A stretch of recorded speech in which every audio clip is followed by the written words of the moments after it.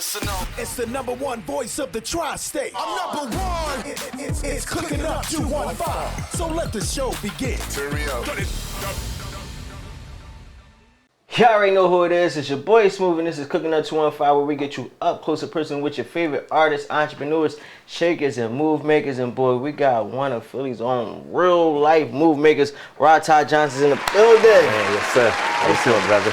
I appreciate you coming through, man. I'm feeling good. You know what I'm saying? Thank I'm fueled up, ready to go. You hear me?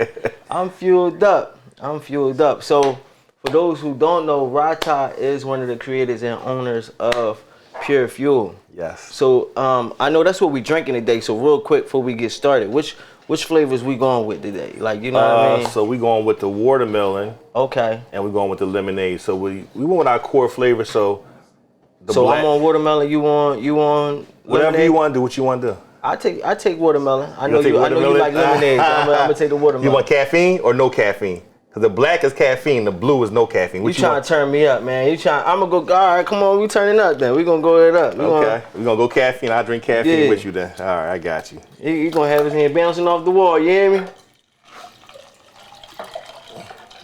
Yeah, we getting fueled up for real. All right, we gonna go energy.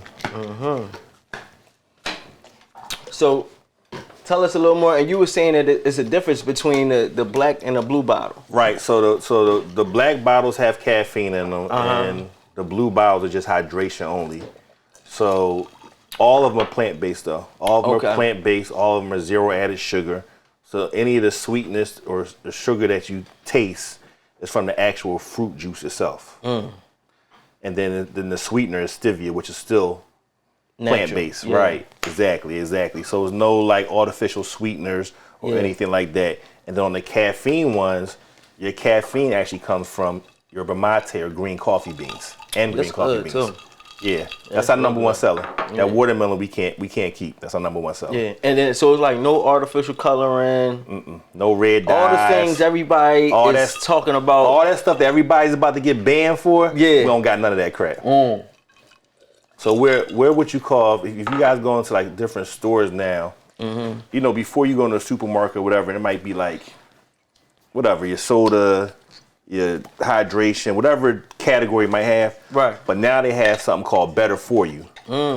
So where we really would go at is in the better for you category because just the bottom line, we're a healthier, better for you product. Wow. And that's kind of really what we stand for and what we're based on. And I think that's so hard too because it's like, I think the category that you're in, period, like of course, like you said, now you're in the better for you category, but just period, when it comes to hydration drinks or when it comes to energy drinks, it's a lot of stuff on the shelf that really ain't good for you. Like, like you really hear about people having heart attacks after drinking it for too long. You know what I'm saying? Real popular person fell off an energy drink after they say he was drinking them like every single day. Then you got just all the unnatural dyes that's in all the other brands. I heard it's another brand that they going through lawsuits. A lot. You know what I'm saying? Yeah. Like it's a lot of people who y'all running against that's really, they getting jabbed left and right with them lawsuits for not having a real good product. Yeah. So I really think it's dope that y'all came up with something that's, and this is before all of those things was coming about for real. This is just something that y'all wanted to do, was be pure.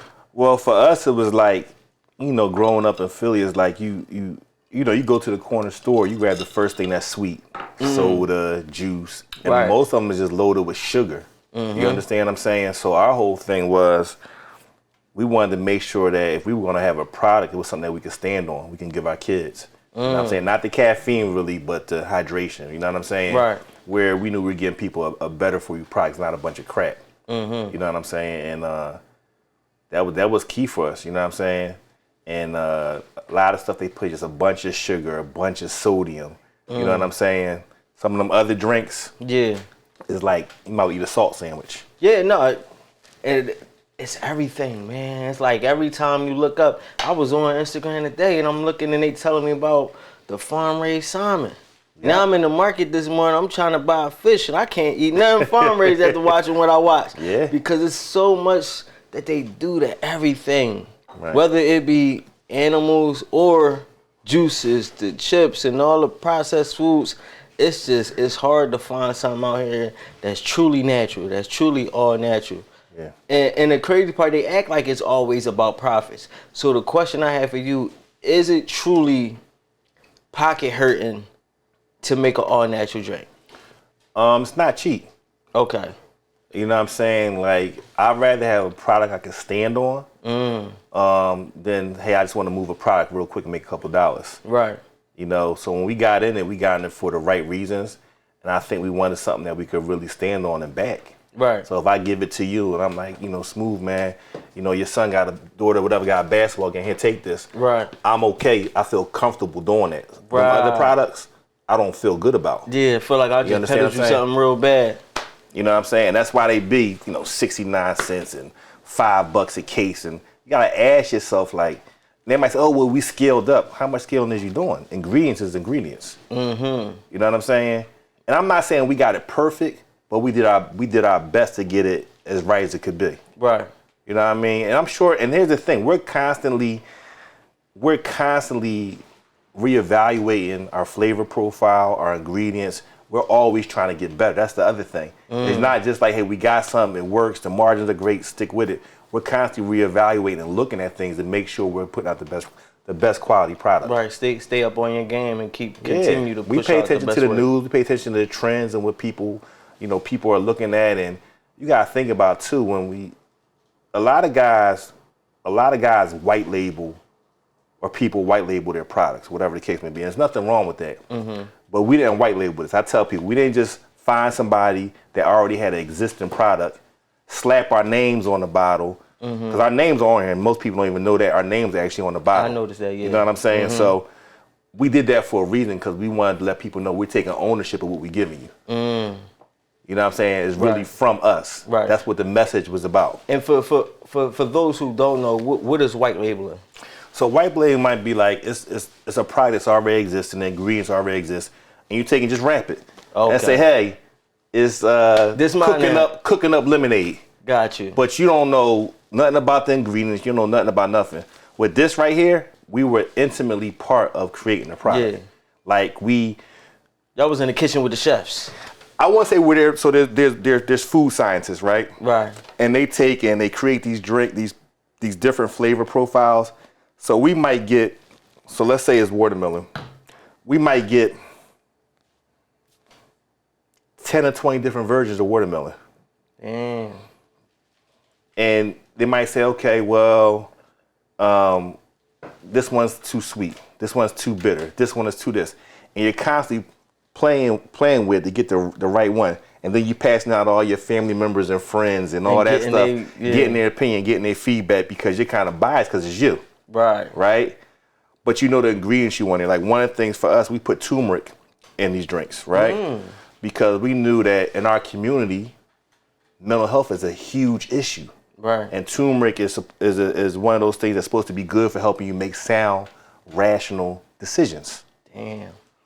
So that's why we put it in here. We really thought this through. It wasn't like, let's just get anybody everything. We didn't do that. So it means a lot to us. So when we give it to our friends, our family, like I said, we standing on it. You know what I mean? That's crazy. So you put some turmeric in there. Yes. Yeah, that's serious right there. That ain't no joke. That's no joke at all.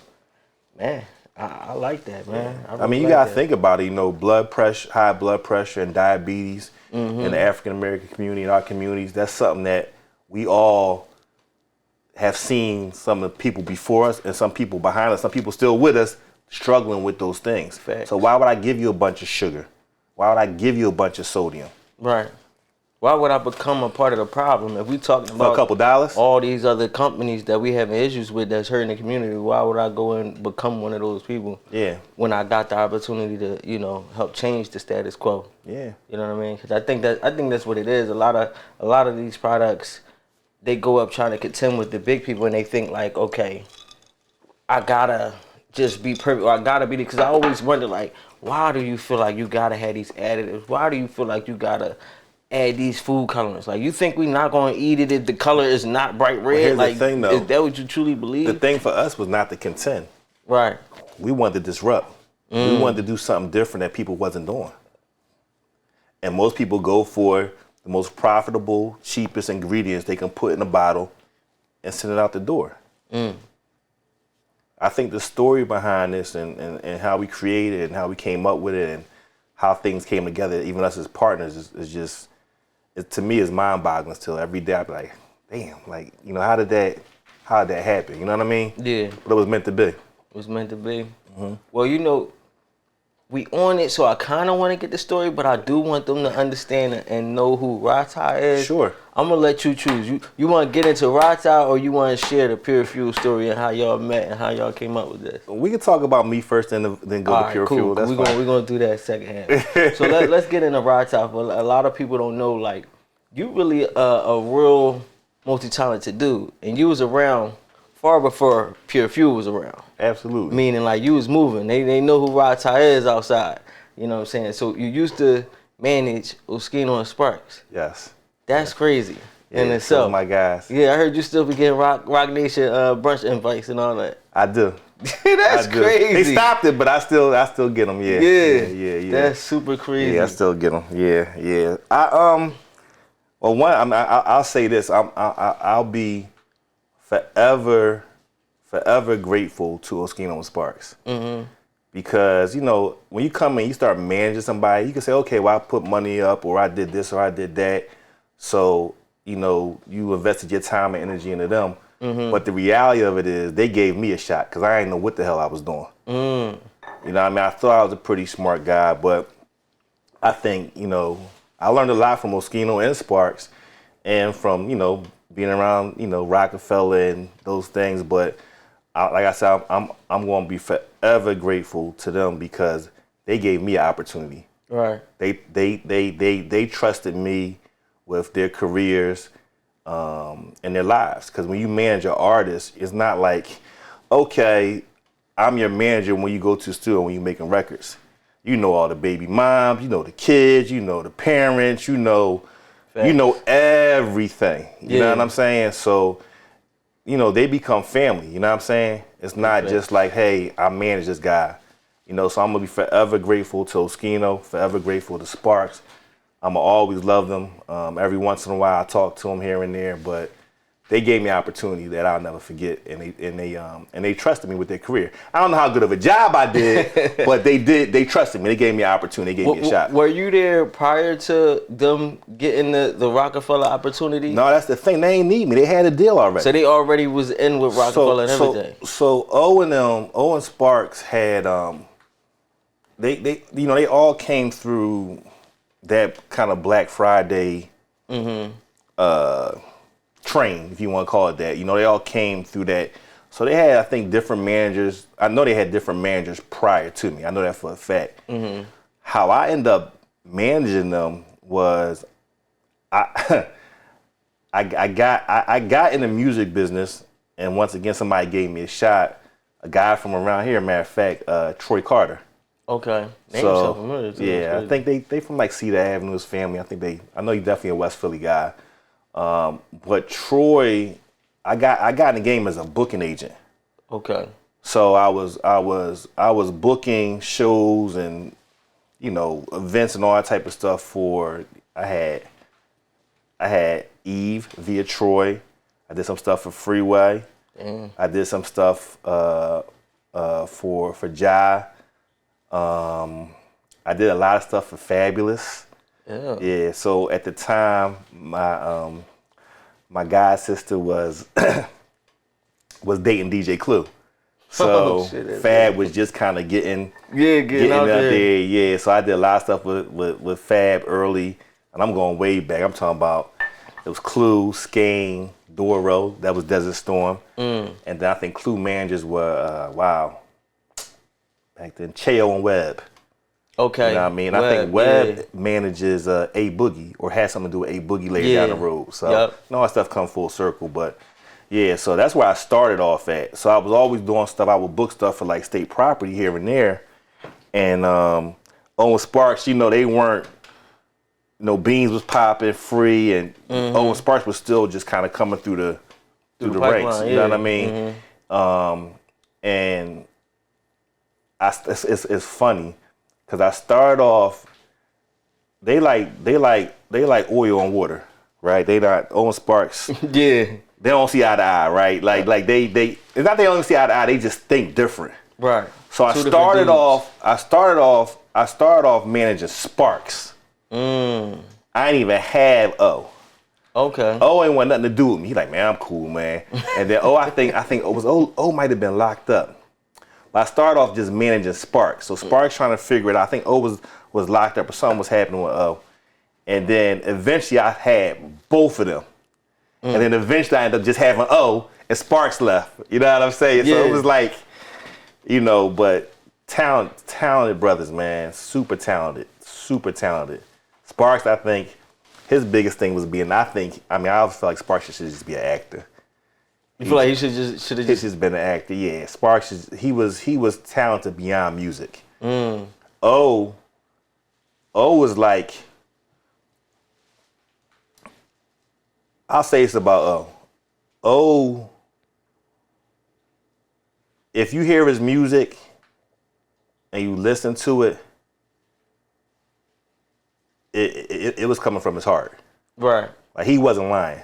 Yeah. You know what I'm saying? Like he wasn't fabricating his stories, especially about his childhood and the stuff like he went through. You know what I'm saying? Yeah. Like if you really listen to his music, I mean, the guy, you know, was pouring out his soul. Right. You know what I'm saying? So he'd been through a lot of things, and you know, I think that really helped.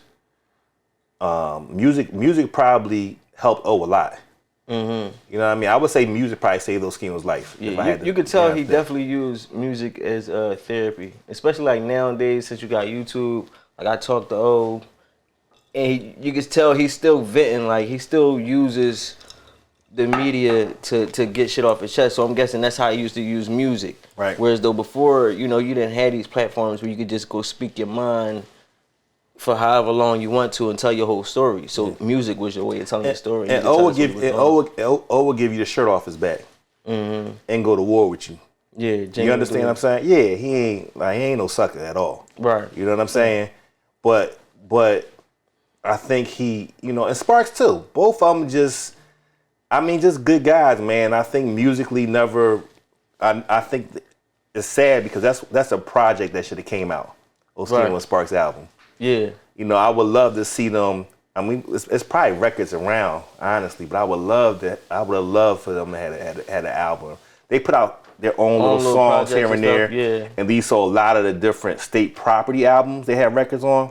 And then even that, you know, you hear O say it all the time that most of those records was him and Sparks records. Like they was their records first originally. Yeah. Like most of them was. So. Well, you got to think about it. I mean, this is my opinion, right? I think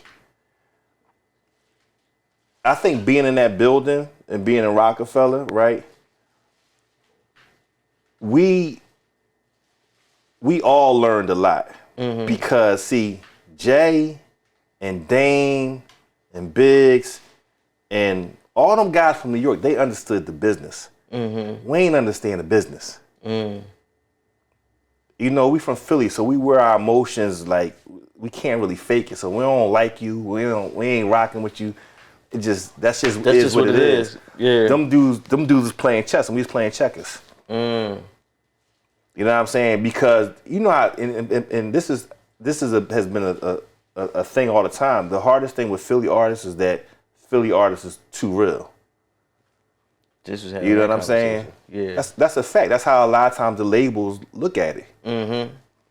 Like you ain't got no guy that, man, listen, ain't no secret over Spark. We spent a lot of money fighting cases. Why they was on the label? Right. Yeah. You know what I mean? Hundreds of thousands of dollars. Right. You know what I'm saying? Because at the end of the day, the reality for the guys in state property, in my opinion, wasn't the reality for Jay and them. Their reality was a little bit different. You gotta think about it. Imagine being around. I remember one time Jay-Z lost a car. Who you know lose a car? Just lost it. Like, damn, I can't find it. No, he let somebody he let somebody hold it and forgot about it. Oh shit. Yeah, that's different. Or somebody grown man saying I had to kind of learn how to drive it because I'm not used to driving no more. Yeah, that's crazy. That's those. You know, we living two different lives at that point. Yeah. And this was what's going on. You talking about 99, 2000, 2001. These, you know, dudes like Jay was gone, man. Yeah. Yeah. Yeah, that's crazy. Yeah. What's one of the craziest things you ever seen, or like one of the most memorable things you remember during those times being part of that?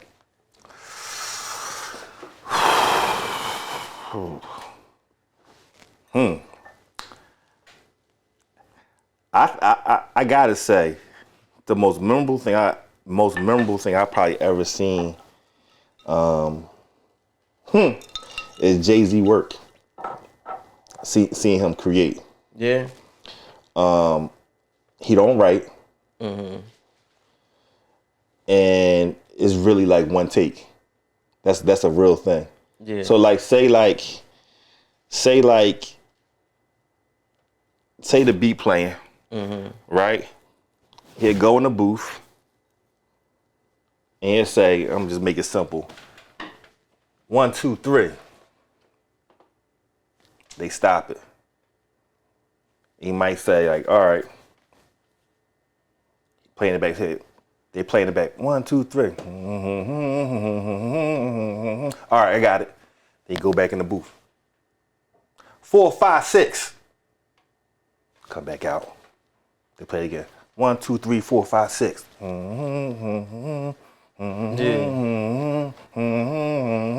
But mind you, they playing back what he just did, but he going on to what his next song gonna be. Right back in there. Punch me. Yeah. 1, 2, 3, 4, 5, 6, 7, 8, 9, 10. Right from there. Boom. Then they, you know what I mean? Yeah, every time they swing it around, he jump right back. But everything in his head. Yeah. Never get on that pen. Yeah. And then I think here's a funny story. I ain't gonna call it a crazy story, but it's a memorable story to me. I remember, and I talked about this on another podcast. It's funny, but I remember Robbie Khan. This is just a funny story to me. Yeah. Right. I'll never forget this story. Robbie Khan had just came home. Right, and Robbie Khan from South Philly. So this is when they had Baseline Studio. Baseline Studio had this little chess table, like, you know, the kind of built into the chess boards built into the table. Yeah. Right. Jay-Z plays chess. He's really, really, really, really, really, really good. Right. And at this time, this is when Beyonce was first coming around. Right. And all I got to tell you, Beyonce. If there's Jay or your man, there's Jay. Yeah. Beyonce, my coat. She right there. Yeah. Right? So that trash can is your chess table. Yeah.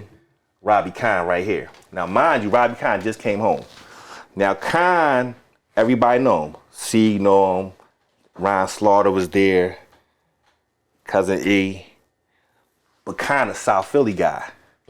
So a lot of people from South Philly. I'm from South Philly. I had my Zai was with me. This is a true story. That's crazy. This is a true story. So we all there. And Khan just came home from jail. And we know Khan play chess. But Jay can beat everybody. Khan go sit down and play Jay. Beyonce with him. With Jay. Yeah. Jay is Jay, cocky, confident. Yeah. They play. First game. If you turn for 5 seconds, that's how fast Khan beat Jay. Damn. That's how fast he beat him. It was over before it started. Jay mad. You beat him in front of Beyonce. Right? So they played the second time. Yeah. It was closer. But Khan got him again. Lost 2 times. The third time, Khan lost. Now mind you, so let me back up. The whole time when Khan winning, you got Mac, E, Ryan Slaughter. Yeah, Khan. Damn, Khan fucking him up. Right? So now we in New York, but you got a bunch of niggas from Philly in there cheering the boy that's beating Jay in front of Beyonce. You got a picture there. Yeah, that's crazy. Now Jay got the shit face on. He got the shit face on, looking like he like, you know what I mean? Philly gonna make you feel it. The last game, Jay won, right? But now we grinding Khan up, and I never forget. We ride back home like Khan. I know you let him win. I know you let him win. Nah, Ra. Like, come on, Khan. Because the way he was handling on that, it was nowhere in the world. Yeah. It was nowhere in the, and if I had to bet, if I was a gambler, man, I would bet to this day, I would still take Khan over Jay-Z. But Jay was really good at chess. Like, he took pride in it. And then you imagine Beyonce right here. You know, you got the $1 billion lady right here on this. You got Babe behind you and you losing. And that's, for some reason, that story always stands out. I guess, and another story stands out. That's a crazy story to have on the tuck. Like, just to be a part of that in that room and that, you know what I mean? And the atmosphere is crazy. I'll give you another thing that stands out, and I'll give you, talking about how, you know, Philly, how we're perceived, right? So the 40/40 Club, Jay was doing the first 40/40 Club in New York, and it wasn't open yet. And O was there, and they were talking about Philly, and one of the things Jay said, yeah, man, Philly is wild, man. It's different. Do y'all remember it was this TV show on HBO, and this is what Jay said, I'll never forget. He said, man, Philly is like banging in Little Rock, man. Remember that HBO special back in the day? It was like banging in Little Rock, Arkansas. I had the little young boys with the gangs, and they was wilding in Arkansas. No. Look it up. It's called Banging in Little Rock or something like that. Yeah. It was a documentary on HBO. It's like they gang banging in Little Rock. Yeah, so Jay was like, man, Philly, wild, man. Y'all got this, that, and the third. Then y'all got the Sooner gang. Talking about the Muslim, but like, they ain't no gang, Jay. That's just, you know, niggas weird. Part of religion, right? You know what I'm saying?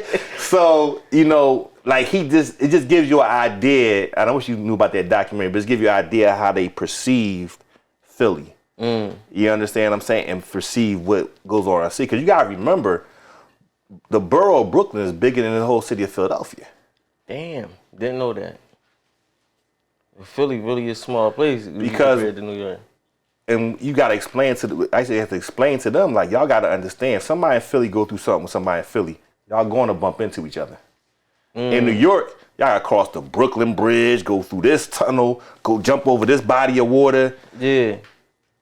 A lot of times your word not gonna reach the peak as if when you in Philly, you gonna go at it. If you had to cut Philly up, I mean, obviously it's more complicated, but if you really cut up, you really talking about Broad Street go north and south, Market go east and west. There's no East Philly, of course, but if you had to like really break the city up, it's that simple. New York is super complicated. Yeah. You paying a toll to get from one borough to another and crossing the bridge. That's a fact. You get lost in New York real quick. So here, you know, they say keep your head on the swivel is different. Yeah. And the way they look at it up there is like, it's bigger. You know what I'm saying? Yeah. So, you know. That is, I was talking to somebody, like, was talking about Philly artists and stuff like that, like how some people in the industry just look at Philly artists like it's almost like a curse when it comes to artists in the industry, whereas though like Philly artists only can go but so far before something goes wrong. You know what I mean? Before they hit that peak, and something normally happens or something prevent them from taking it as far as they could take it, and it be crazy to me because a lot of people, like I just had somebody from Chicago and he was even there like, yo, I think Philly got the hottest rappers. Like, we don't stick together. Yeah, and that's a problem too. I got a saying that I always used to say about us, especially when it comes to like artists, right? I say, we so busy fighting on Broad Street, we can never make it to Wall Street. We'd kill each other right on Broad Street for anybody to get an opportunity to go out and develop and grow and get any bigger in our own city, in our own backyard. And it's messed up. It's a messed up mentality to have because the world's so much bigger than Philly. And then we got so much talent here. So much talent here. There's a lot of talent here. But we gotta learn how to stick together. Like people look at Dame and Jay, right? And I remember, I got so many stories, but I can remember Dame saying when he met Jay, you know what I'm saying, like talking about like, man, because that whole Brooklyn Harlem thing is a kind of like a real thing, not a bad thing, but there's a difference between how they move and how they operate. You know what I'm saying? Same way we feel about Uptown, North Philly, and something like that. What I will say is, I'm not gonna say that Jay and Dame always had whatever issues, because I don't know. But what I will say, if I had to guess, they had to kind of figure it out at some point early on too. There's probably a lot of differences in terms of how they view things and did things, right? Because Jay's very quiet and reserved, and he's smart, and he's a thinker. Dame was very outspoken. So you gotta remember, Dame, and I don't care what the two of them say, Dame needed Jay-Z and Jay-Z needed Dame Dash. Bottom line, point blank, period. Because Dame was the type of guy to say, Jay's my artist, everybody else here suck, and he the shit. That's how I feel, and I'm standing. That's Dame Dash. I don't know, I'm not saying Jay wouldn't speak up for himself, but Jay's not gonna go that aggressive. Right. And the energy that Dame had that probably actually kind of forced them to separate was probably the energy that got Jay in the door. Nobody believed. Def Jam, they ain't believe. Right. Reasonable Doubt didn't come out through Def Jam the first time. Came out some book bag records or some crap like that. You know what I'm saying? Yeah. I remember Dame telling a story about NJ, talking about how when they first got on, one of the things they used to do, like when Biggie and Puff and them went on tour, they would be on the tour bus. So Big, Puff, and they whole entourage, Junior Mafia, they'd be on the tour bus. Jay, Biggs, and Dame would follow that tour bus in Nissan Pathfinders. Right? I think I heard that before too. Yeah. They follow that tour bus in Nissan Pathfinders. Jay might open up for Big or whatever the case may be. And then after the show, they would go to the after party. And whatever bar that was at, Kareem Biggs would buy the bar out. Rockefeller in the building, he bought a whole bar out. And they did that city after city after city after city after city. Jay wasn't even allowed on the bus. That's crazy. You understand what I'm saying? Yeah. So them dudes grinded and you gotta respect that part of the journey. Facts. You know what I'm saying? You saying? always gotta respect the beginning of the journey. Yeah, and then you think about it and you look at it. I mean, like even like for instance, Clark Kent, he passed away. Right. But Clark Kent is how Jay and Dame connected. Didn't know that. That's crazy, man. You got some stories, man. We about to get into this food though. You ready? Oh yeah, okay, we going to food. I'm sorry. No, you good. We go talk some more. I always once you get the food, then we really, you know what I mean? Okay, all right, got you. It get real when you get that food in front of you. So listen, man, you already know who it is. It's your boy Smooth. We got Ra-Tah Johnson in the building. Pure Fuel. Cooknupbookings. We'll be right back. Let's go. We're here with the owners of Pure Fuel, Ra-Tah Johnson, one of the creators and owners of Pure Fuel. Yes. You're going to have to bust this down for me. You got a whole assortment of flavors. We're going to be doing some pure testing now. Okay. You know what I'm saying? We're going to really see what these flavors hitting for, see what the ingredients might be, and just let the people know a little bit more about Pure Fuel. Okay. So you was telling me this is one of your newest flavors. Right. That's a tropical torrent, and that's the hydration version of that. So we just added that. Right, and then you told me there's a difference between the black and the blue bottles. Right, so the black bottles have caffeine in them. So this is more of an energy drink. The blue bottles are hydration. Okay. So that's the difference between the two. So we're going to get a little hydration real quick. We're going to see what this tropical torrent hitting for real fast. You know what I'm saying? Shake that up, cooling down.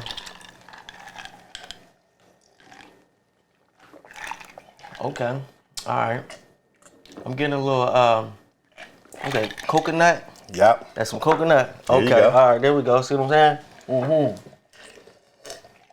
I like that. Got a little berryishness to it.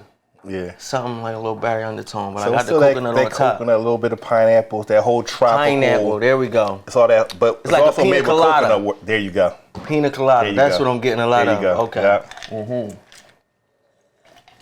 But you said it's made with coconut water. Yes. So there's really some real hydration in this. Real hydration. Okay, I like that. Real hydration. I think I could taste the coconut water too. I like the the fact that, you know, even though it's like a play on words, it's pure fuel. Right. But it's truly pure. Yeah. So everything, all these are plant-based. Okay. So the whole premise is we have what you call better for you products. So everything is plant-based. So there's zero added sugar. The sweetener that you taste is actually stevia. So there's no sugar, no sucralose or any of those other artificial. Yeah. So stevia is a plant and it's plant-based. So this what you're tasting, there's no added sugar. So the only sugar that you do get and taste is from the actual real fruit juice. Right. That's it. It's as pure as it gets when it comes to hydration and it's just a fuel. better for you drink. It's just that simple. Like, and people are like, there gotta be some sugar. It's nothing added. Yeah. What you taste is really what it's supposed to be. What it is. That's crazy. So which one would you say we go to next? Which one of your favorites? I like lemonade. I just like lemonade. I was looking at the lemonade. I'm a lemonade person. I'm a lemon guy. You heard I was looking for the lemons. Yeah. Cause I'm a lemon dude. They know me. I love putting some lemon juice inside my juice. Yeah. So lemonade is my go-to. Yes, sir. I'm a lemon guy. So let's see what this lemonade hitting for real quick. And get it a little quick pour. There we go.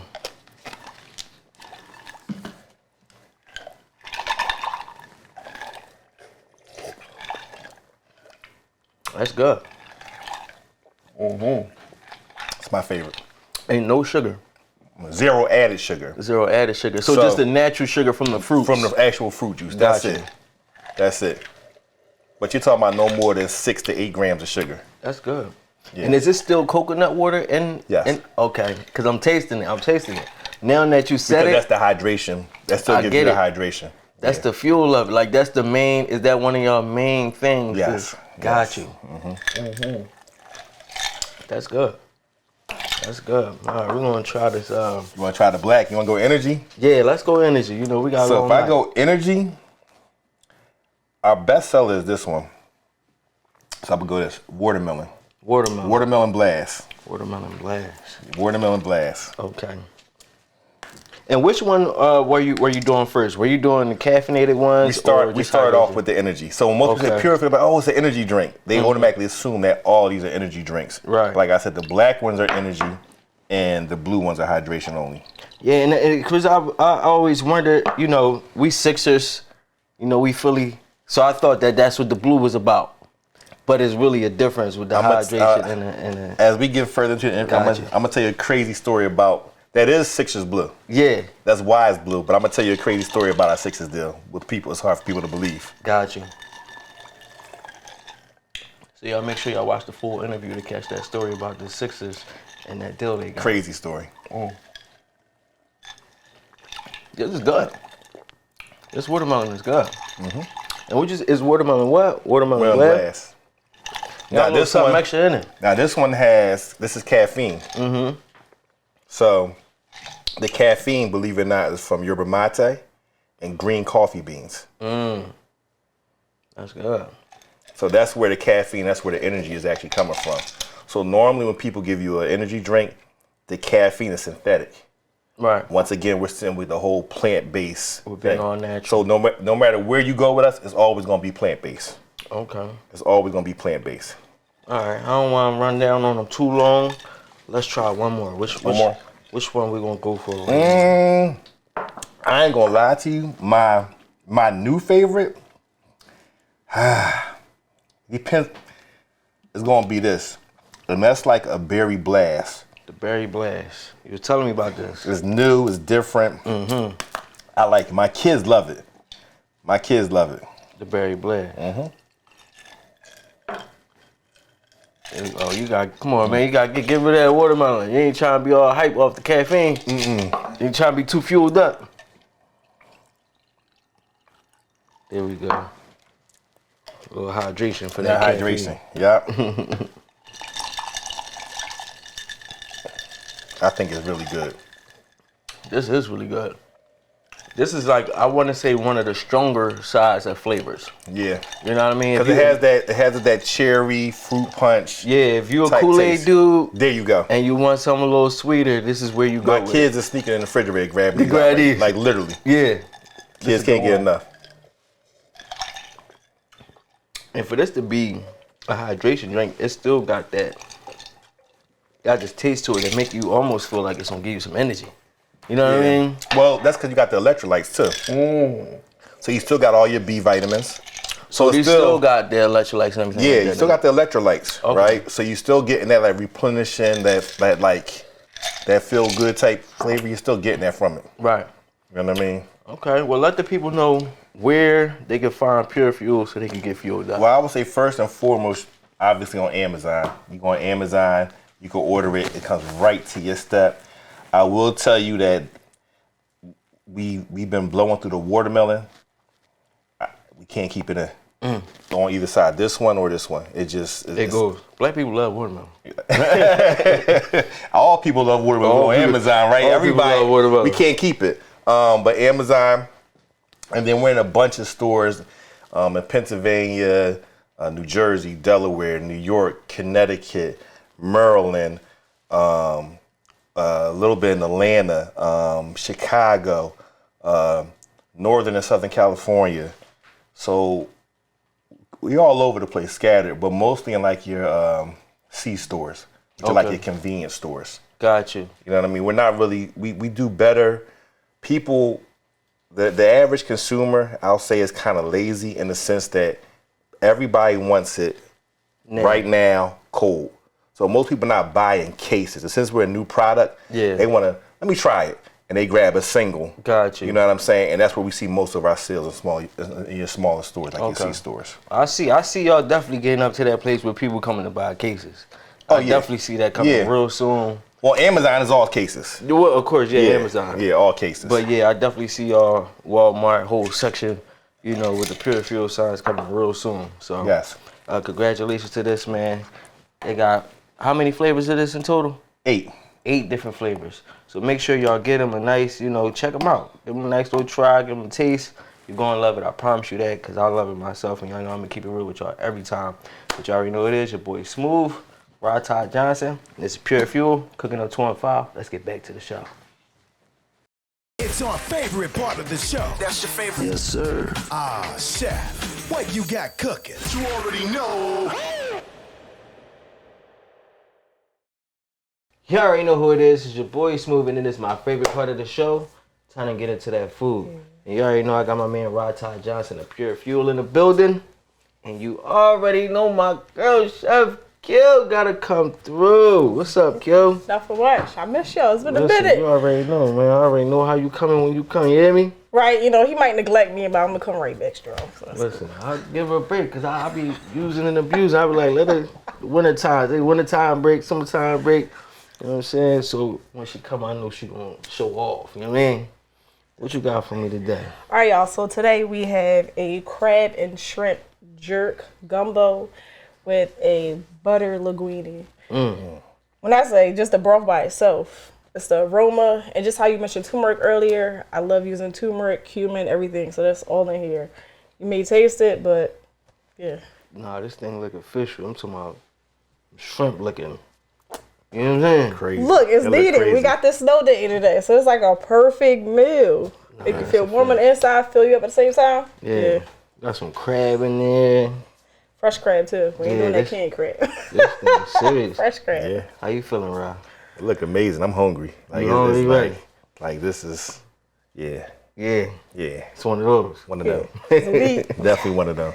Listen, you already know Q. Let them know how to find you, how to get with you. Y'all can follow me on Instagram at chefq_cutthroat. Or if you want to get a meal like this and get fed like this, come down to the office lounge at Rising Sun and the Boulevard. Listen, man, I'm telling y'all, dude, with Chef Q, man, she about to be out of here on y'all. You got to book through him soon. It's crazy outside, you know what I'm saying? Don't play with it. She stay with it. You already know what it is. Your boy Smooth, Ra-Tah, Chef Q. Let's get back to the show. Let's go. You already know who it is. It's your boy Smooth, and this is Cooking Up 215, and we here with our Pure Fuel Entrepreneur of the Week, where we like to feature an entrepreneur moving with pure fuel. So, what's your name and what do you do? My name is Xavier. I do YouTube. You do YouTube? Yes. What made you want to get into YouTube? So basically, since I was a kid, I've been like taking risks. Because I was a DJ at first, for everything, like 13 years old, 14. So like, In Haiti, right? You was a DJ in Haiti? I was DJ in Haiti, so like basically I was born here. Right. But I used to go back and forth a lot in Haiti since like 6th grade, 6th to 8th grade. Then it got bad everything. So like I basically like show my face out there. Right. So every time I got into high school, I do sports. Like I'm a jack of all trades, basically. A jack of all trades? Yeah, I do boxing, football, track, blah blah blah. Then after high school, I was like, oh, let me do YouTube and then still do like what I like to do. You feel me? Right. Like music, sports and everything. Yeah. I put all one thing into YouTube. Okay. Because I like living life, having fun for real. You feel me? Right. Like showing people like you can do this too. You feel me? Like you just gotta work hard and stay consistent and stay disciplined and stay motivated too. Who's your biggest influence when it comes to YouTube? Who influenced you the most?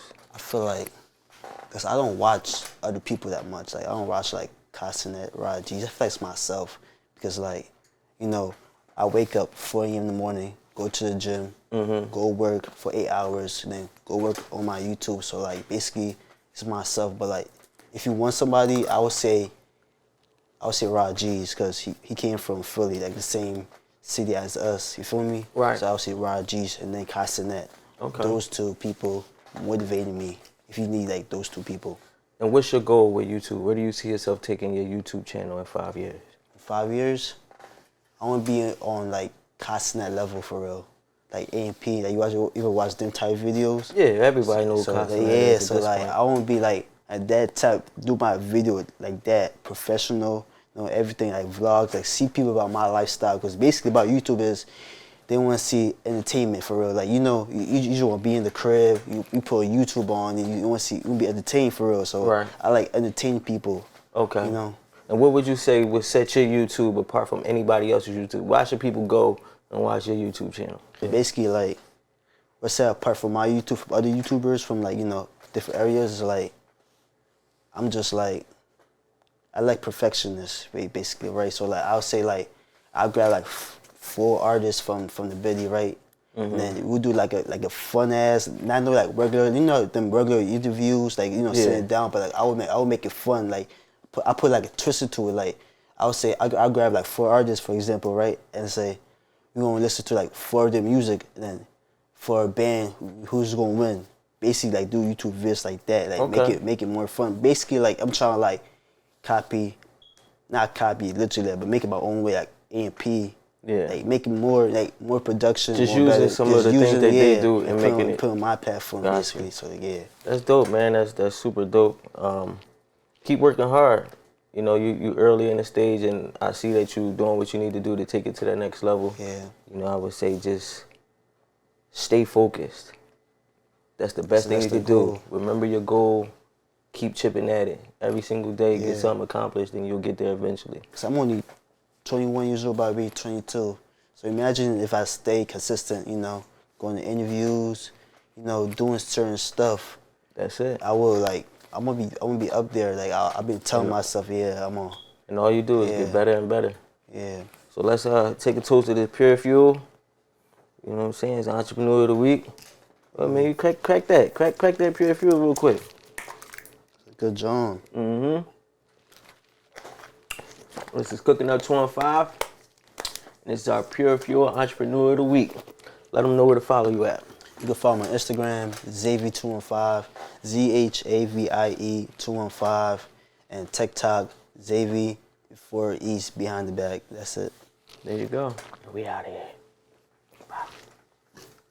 You already know who it is. It's your boy Smooth, and we right back at it. Still here with my guy Ra-Tah. You know what I'm saying? Pure Fuel in the kitchen. Chef Q came through. She went crazy. This that time, Rob. You ready? It's time to eat. Is you ready for this? All right. I don't know if you ready, man. People be thinking they ready, and then they that first bite. I'm gonna do the shrimp after. I'm gonna go right with the. I want to taste this broth. It be night. Try the broth first. With the shrimp with it too. Oh man. Shit. You had the shrimp with yours? That thing's too good, you hear me? You feeling that with that curry in there? That spice. You say it was jerk? Jerk yo.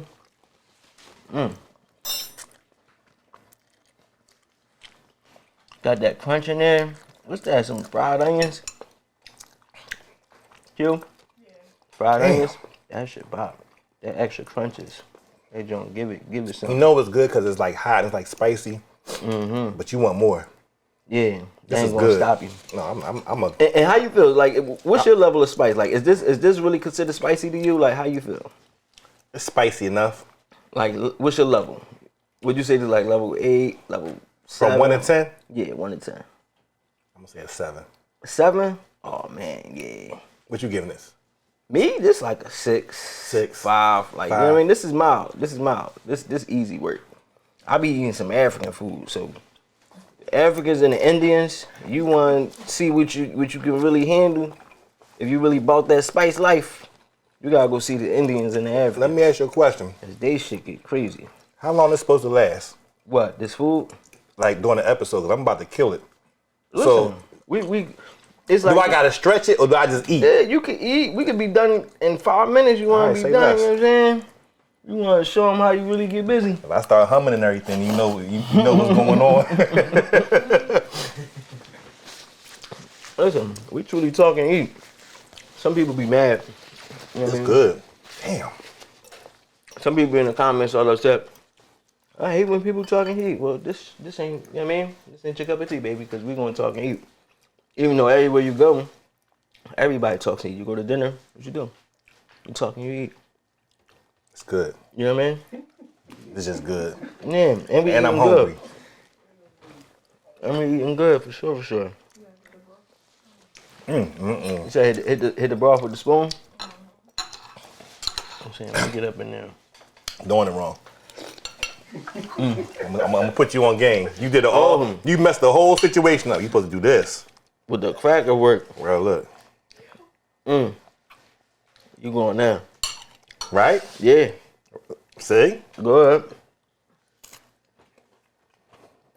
How you feeling?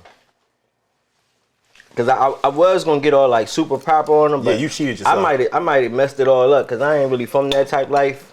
You know where they get the Oh, come on, don't noodles do and that. the. Don't you do know that. what I I mean? know you from the hood. Come on, man. Yeah, I don't know how to do all that. Yeah, I gotta go to etiquette class where they get all, You supposed to put in a spoon, but you ain't. We don't do that. where they get fancy with it. You know what I'm saying?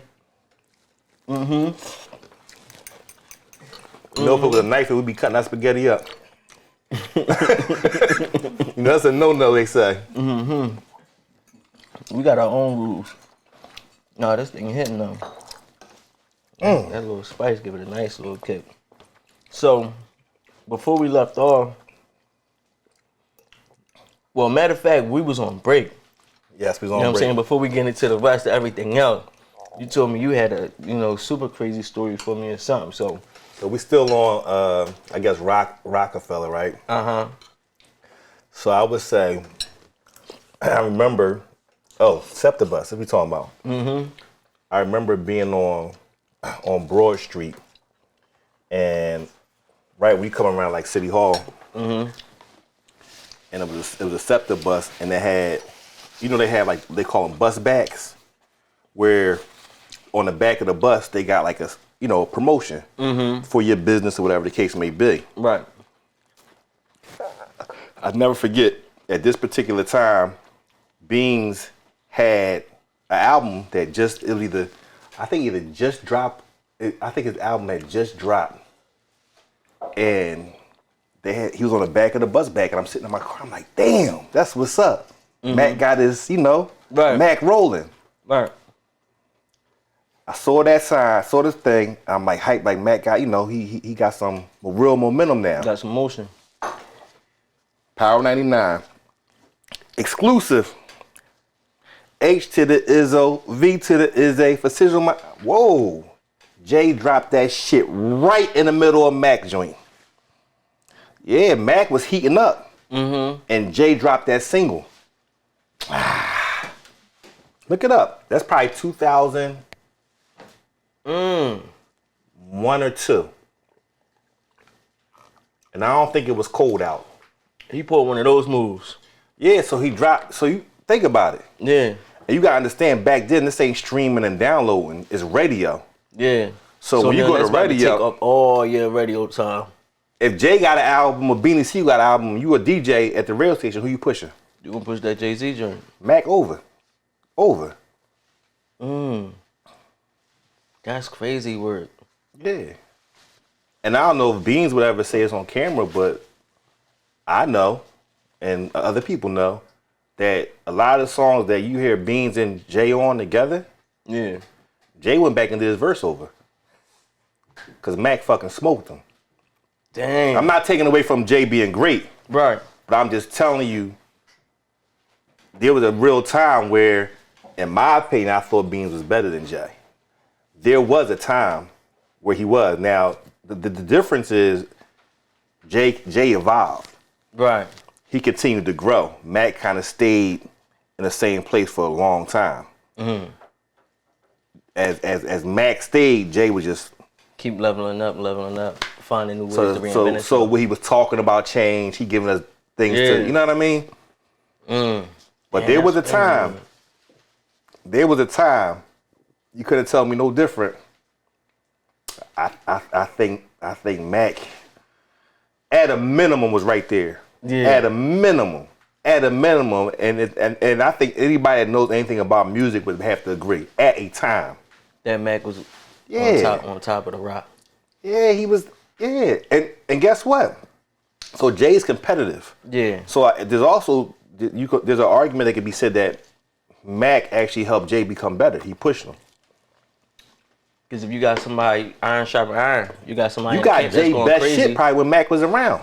Yeah. Because he was trying to outdo him. Yeah. It's a fact.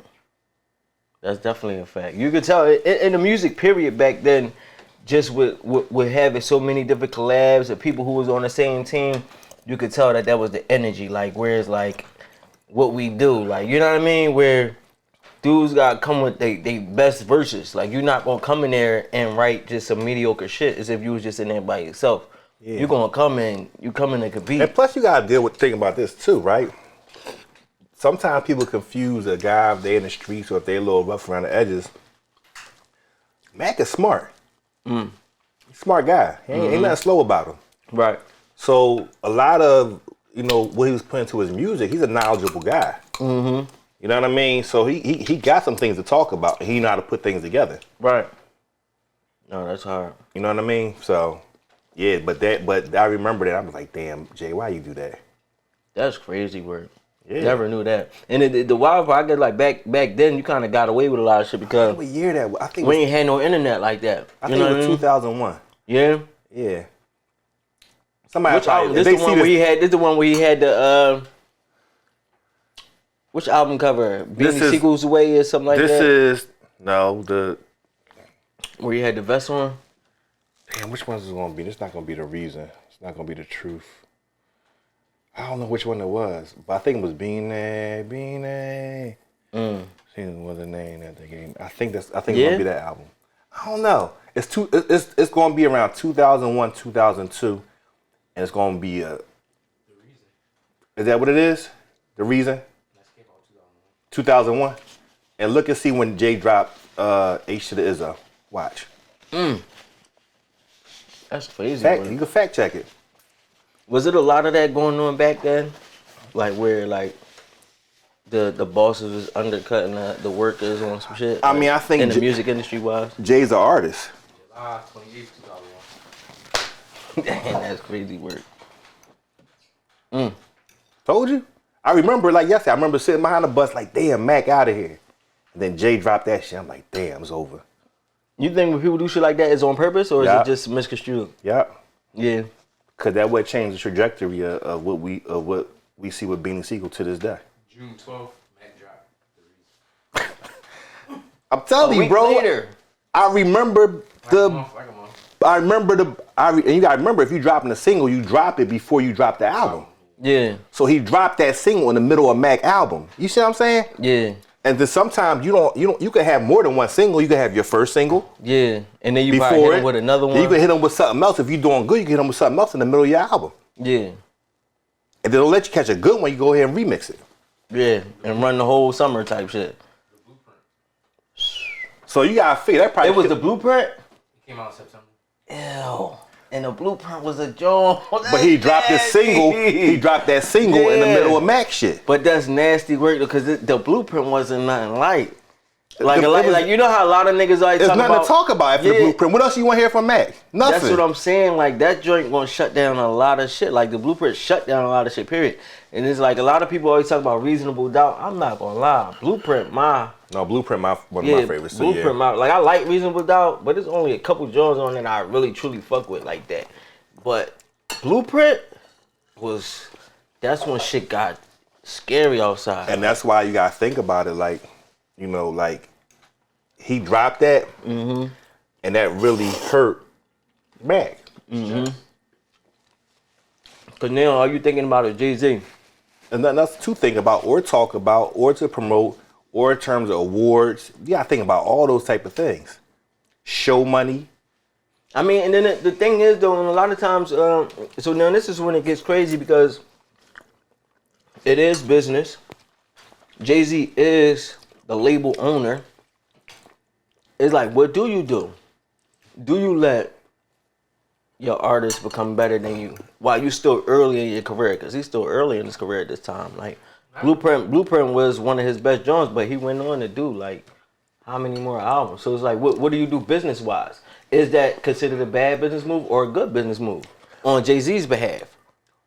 I mean, I think Jay wasn't done. Jay still had a lot left, if you think about it. And if in hindsight, maybe him, and maybe even Dame, I don't know if it was the case, but maybe that was the safest bet. Because if Beans would have took front of the label, then what? Right. It is. So it's like if you're going to do business right, a lot of people judge a lot of the shit that Jay do, but when it come to business, a lot of times the moves that you make in business not gonna be too friendly. Friendly moves ain't always good for business. Like that's the real truth about it. The friendliest move most of the time fucks up business. It's not gonna be no good for you. I think Jay, I mean, look, I give him credit because I mean, he seemingly keeps all the same people around him. Jay? I mean, some people could say, well, Dame, and what about this? But you got, I mean, you know, like the Desirees and all that? Carlene's, and it's a lot of people that's still around, that's been around for a long time. Tata. I think Jay is one of them people from the outside looking in that is loyal to who he's loyal to. And after that, it's like anybody can go. Everything else is just business. Yeah, I always felt that. And I'm not mad at him for it because you got to think about it, right? How would you feel? Okay, here you go. I'll give you an example. You've been doing this podcast thing for forever. Y'all been grinding as a team forever. And there's probably a lot of people who didn't believe or still don't believe in whatever this is going to be, right? Now, you end up having the #1 podcast on the planet. And you went to her, you went to him, let's pretend like they strangers. And they was like, man, Smooth, that joint horrible. Now you come back 10 years later, she want to give you $1 billion, he want to give you $2 billion. And they telling you, man, Smooth, you the greatest thing since sliced bread. You might take that bread, but you gonna remember, you ain't really fucking believing me. Facts. So Jay is a sponge. He remember everything. He remember Robbie Khan whipping his ass in chess. I'm telling you, because that was a real ass whipping. I mean, I gotta say that, right? But he remembers stuff. You know what I mean? Right. So you gotta remember, everybody that's 9 out of 10 people that right now that's saying, all your label heads and owners of all these different record labels, they ain't believing Jay, because they ain't give him a deal back then. Right. It's the same people. It's the same people. So he gonna make the moves the way he want to make the moves too. It's all business. And that's what happens too that people don't be thinking about. It's like when you get in this game and you face so much resistance from everybody, boy, you build this shell up where it's like can't nobody tell me nothing. I'm about to really drink in the sauce. You looking at me now. That's just, I'm trying to do it with the fork, but it keep on slipping off. So we gonna go with the spoon. Yeah, that's what. And let it be what it's gonna be. I'm giving it all spoon work right now. They gonna kill me in your comments. I already know. Oh, greedy as shit. I see it now. They gonna kill me. Fucking that food up. Am I? Nah, cause my shit down there gone for real. Oh yeah, Yeah. I ain't playing. Yeah, you was quick. Around. Yeah, all right. I don't play around. You had the spoon first. That's why though. Yeah. I was using my fork trying to make it look a little. I get lucky because I ain't gotta talk all the time. So you know what I mean. While you talk, I get to go and get my drink real quick. Yeah. Yeah, but I think Jay is one of them people that he gonna do his best for business. So I would say during that time, maybe that was the best move. Yeah, I mean that's what I was saying though. Anything creative, period. When it's one of those things where a lot of people don't believe in you in the beginning, you build this skin or you just build this mindset, especially if that thing that you're doing that nobody believed in or nobody wanted to back actually starts to get traction and it becomes that I told you type moment, it's really nothing you could tell a person after that. Now my move trump every other move because I already know. I knew from the beginning and you didn't understand. So how do I expect you to tell me what to do now? You know what I mean? So every move I make is going to be based on what? Now it's based on survival. Because I got to do what's best for me when everybody was just worried about them and leaving me to drown and all that shit. I got to do what's best for me. So it's like, I get it. It's like, and we always look at it from a homie point. You might question how sincere it is. That's all. Do you believe in me because everybody else say I believe in me? This is what people got to remember. Music is a subjective business. Mm-hmm. Like, think about sports, right? A guy go out there, he dropped 100 points in a basketball game. Like, damn, he can hoop. Mm-hmm. Even if it's like in high school, he drop 100. Like, there's nothing really to talk about. He got a skill. He's talented. With music, just like comedy, and I get into that too. But with music, it's simple, right? Either 9 out of 10 people think you're good, or 9 out of 10 people say you suck. It's subjective. Yeah, everybody not gonna love you. Kevin Hart. I tell a story all the time, right? And I had the opportunity to manage Kevin Hart. That's a funny story. Well, I don't know manage him, but and Kevin Hart go way back. Oskino and Kevin Hart go way back. Mm-hmm. And was like, man, my man needs some help. Talking about Kevin Hart. He do comedy, this, that, and the third, blah, blah, blah. He needs some help, man, trying to figure some things out. I don't know nothing about comedy. I don't know if Kevin was looking for a manager at the time or whatever, or just some guidance and direction. Mm-hmm. But this was before all that stuff. You know what I mean? But my point being is, I never thought Kevin Hart was funny. Oh shit! You ever be around somebody that back in the day, we used to bust, everybody bust on each other? Yeah. And it'd be that person that keep busting, they laugh at their own shit. you know what I'm talking about? And then if they don't get the first one off, they hit you with another joint, and then they be laughing. Then they touch you and get you and laugh, like all that shit. Yeah. That's why I thought Kevin Hart, like, he's annoying. Like, you not really. I never thought. Now, argument could be said, Kevin Hart is the funniest person on the planet at this point. Right. And I love it. I'm not, you know what I mean? Like, I seen Kev at the Rock Nation brunch. He said, "Damn, Ra, you big as shit." I said, "Nigga, you still short?" You know what I mean? And we kept laughing. We couldn't even take a picture. You know what I mean? Yeah. But like, I think people gotta remember that about music and comedy. They're subjective. It's really based on popular opinion. Mm-hmm. You can say, "Oh, he can rap," or this person can hit a note, or whatever. But it's really based on popular opinion, how great a record is, how funny a comedian is. Mm-hmm. You understand where I'm coming from? Right. And that's what you're dealing with, it's a subjective business. Ain't no algorithm to it.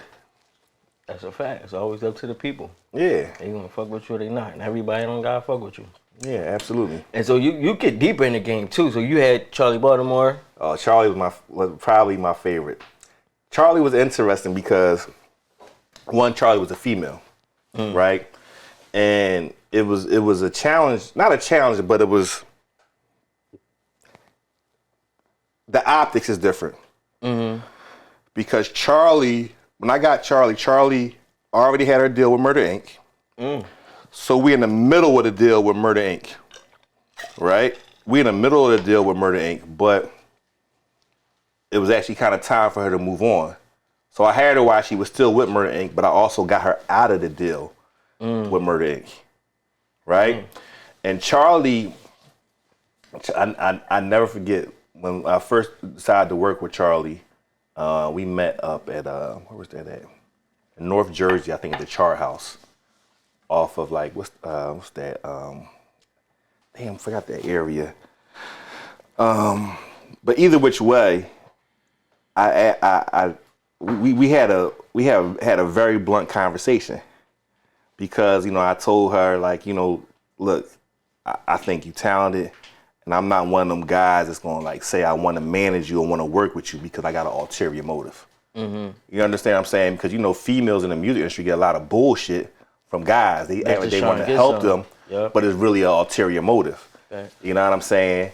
And we talked about that, and then I also asked, I said, do you write your own raps? I said, I gotta know. Up and down, yeah. And she said, yeah, I write my own raps. And people gotta remember that there was going to be the super group, and that super group was going to be Charlie Baltimore, Biggie Smalls, and Jay-Z. Absolutely. Damn. Yeah, get her on your show. She could talk about that. Yeah, we gotta make that happen. You gotta remember, obviously she had a relationship with Big, but she also had a relationship with Jay. So she was around two of the greatest that we've ever seen. And she learned how to rap from two of the greatest that we ever seen. Damn. She ain't no slouch. Right. Far from it. Yeah. She can go. That's crazy. So it was weird because when I got with her, obviously at the time she was married. So, her husband had to, figure me out. Yeah. You know what I'm saying? But Charlie is to this day is like my sister. You know what I'm saying? My kids love her. At the time, my baby mom then loved her. You know what I'm saying? My fiance now love her. Like she's part of the family. You know what I'm saying? Yeah. But the hardest part with females too, especially her, because everybody wanted her. So now you walk into these rooms and these dudes trying to figure out what your relationship is with her, but like, I'm her manager. Right. Ain't nothing else going on. Yeah. You know what I mean? And you didn't have to say it, but you could kind of fill the room out. And when we left Murder Inc., she got the deal with Murder Inc., Irv ain't want to let her go. Irv did not want to let Charlie go. But at that time, it was kind of like dying down, all the different things had transpired with Ja and all that stuff. You know what I mean? And the funny thing about that situation, just to put it in perspective, people forget that Murder Inc., Rockefeller, and Rough Riders was all in the same building. I didn't know they was all in the same building. Yeah, because it was all under Universal. So it's Universal Music Group. So Universal, Def Jam.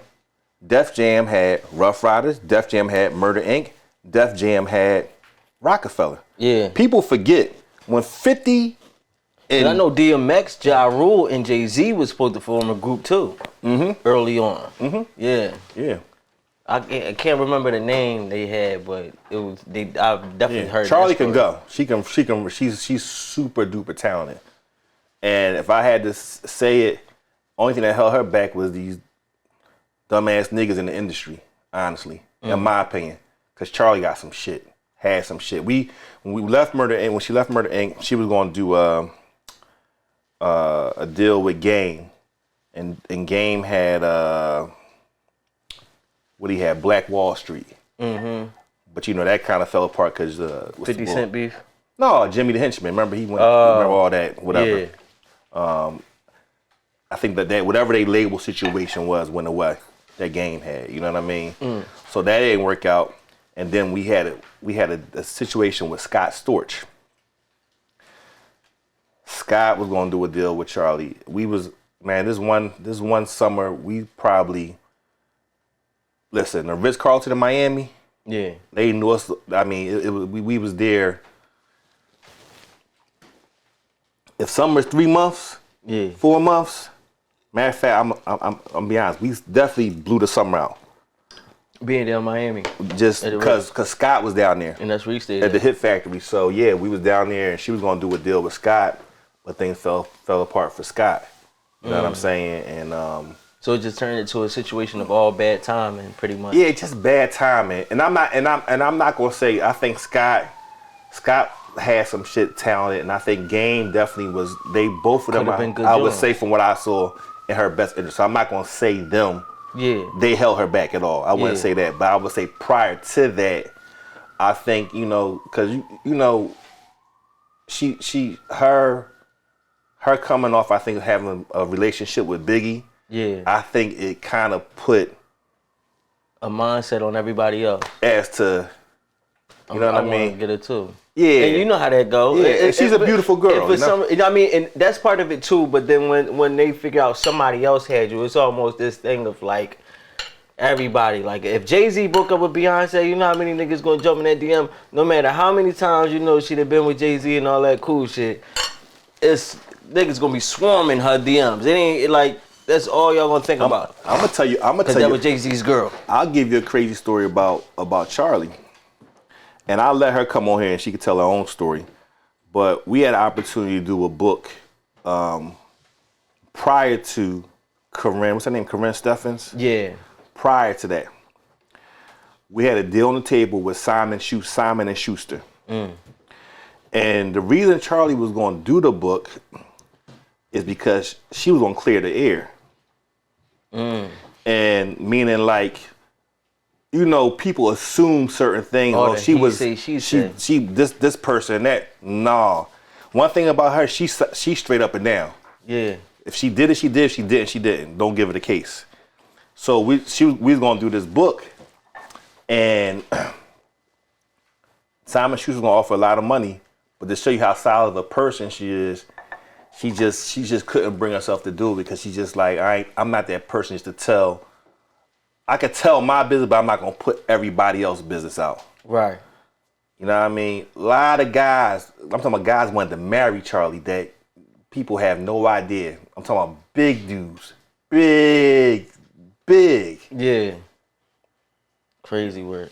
Because everybody know about Biggie. All the rest of the stuff is assumptions. Yeah. You know? Yeah. And then for a long time, she was a married woman. So it's like she not even, you know what I mean? Here like that, yeah. Yeah, so it was like, you know what I mean? So, but we she didn't do the book because she's a solid person. She's like, I'm not going to be in here. I'm not talking about Big. I'm not talking about, and Simon and Schuster was going to pay big bucks. And she let it go. Nah, I'm not doing that. That's crazy. And then Corinne Steffens, whatever her name is, she probably dropped the book probably a year or two later, something like that. They was looking for one of those. Yeah, she just she not that. She like, and I tell people all the time, I say, well, what's Charlie like? She like, to me, she like one of the fellas. Okay. You know what I mean? And people like, huh? I'm like, I can't even look at her like that. Yeah. I know she just you got that type of relationship. Yeah. What? That's a little sis type vibe. What? Yeah. Charlie gave me more alley-oops than any nigga. What? Guess I'm telling on myself now, but that was back then. That was back then. We going back. You said the old times, You know what I mean? She's like, oh, that's my brother. Oh, really? Yeah, come on. You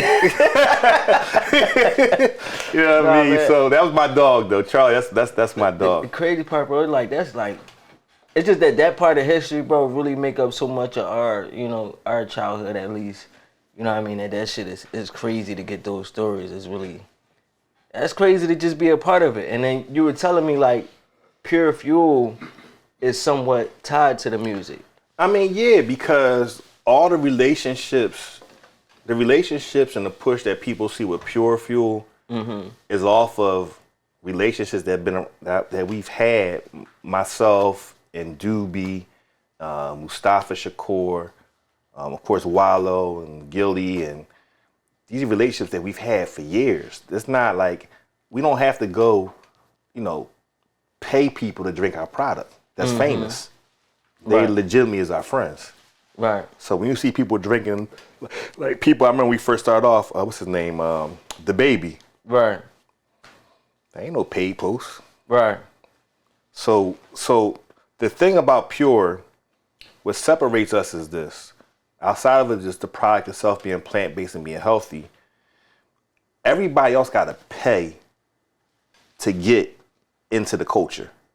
But when you really from it and you part of it, it's gonna happen anyway. Talk to them. So when Coke and Pepsi and all these big guys is cutting these $1 million, they got. We can't compete with them. They got way more money. We can't even think about it. They got a blank checkbook. Facts. But what they don't have that we have is we got real relationships, and people genuinely fuck with us and want to see us win. Right.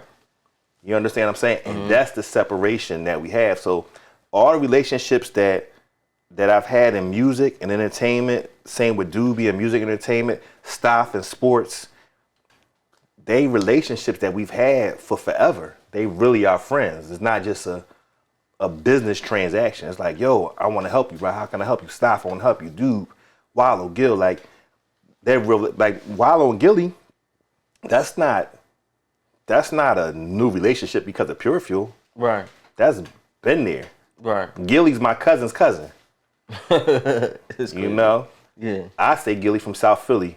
He will get mad when he see this, but Gillie, a big part of Gillie family from down South Philly, from down Fifth Street. Mm-hmm.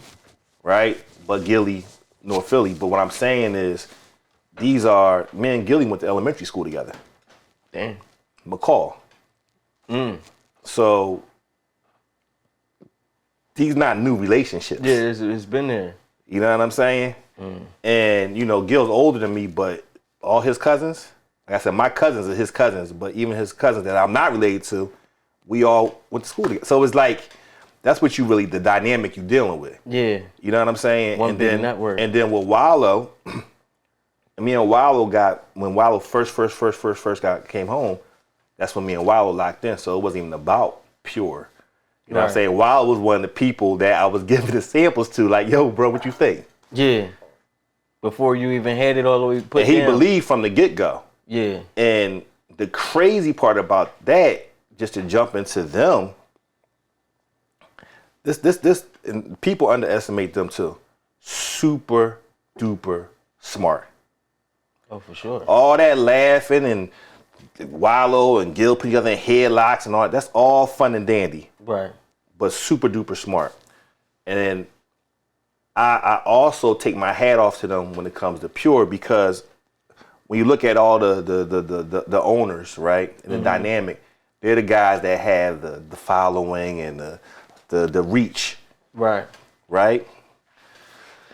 I'm not gonna say what company, but there's a company that offered them millions and millions and millions and millions and millions of dollars, a competitor, a lot of money. And like I said, Wallo and Gillie were part of the process, you know? And the funny part about it is, even when we figured out them, you know, being part of this, they had samples in their refrigerator. Not these, I'm talking about the samples that don't got no... original samples. No, they come like this big. Okay. And it's just like, almost like a little shot joint. Okay. That was in their refrigerator, because they've been there from the beginning. Right. Right? And what happened was, they were gonna do this deal. I said, don't do nothing yet. Wait, you know. And I said, I think Pure, you know, and they, like I said, they had already seen the process. Right. They had been part of it, tasting the little ones and all that type of stuff. So they knew what was going on. They said, all right, Ra, all right. And I said, give me like a day or two.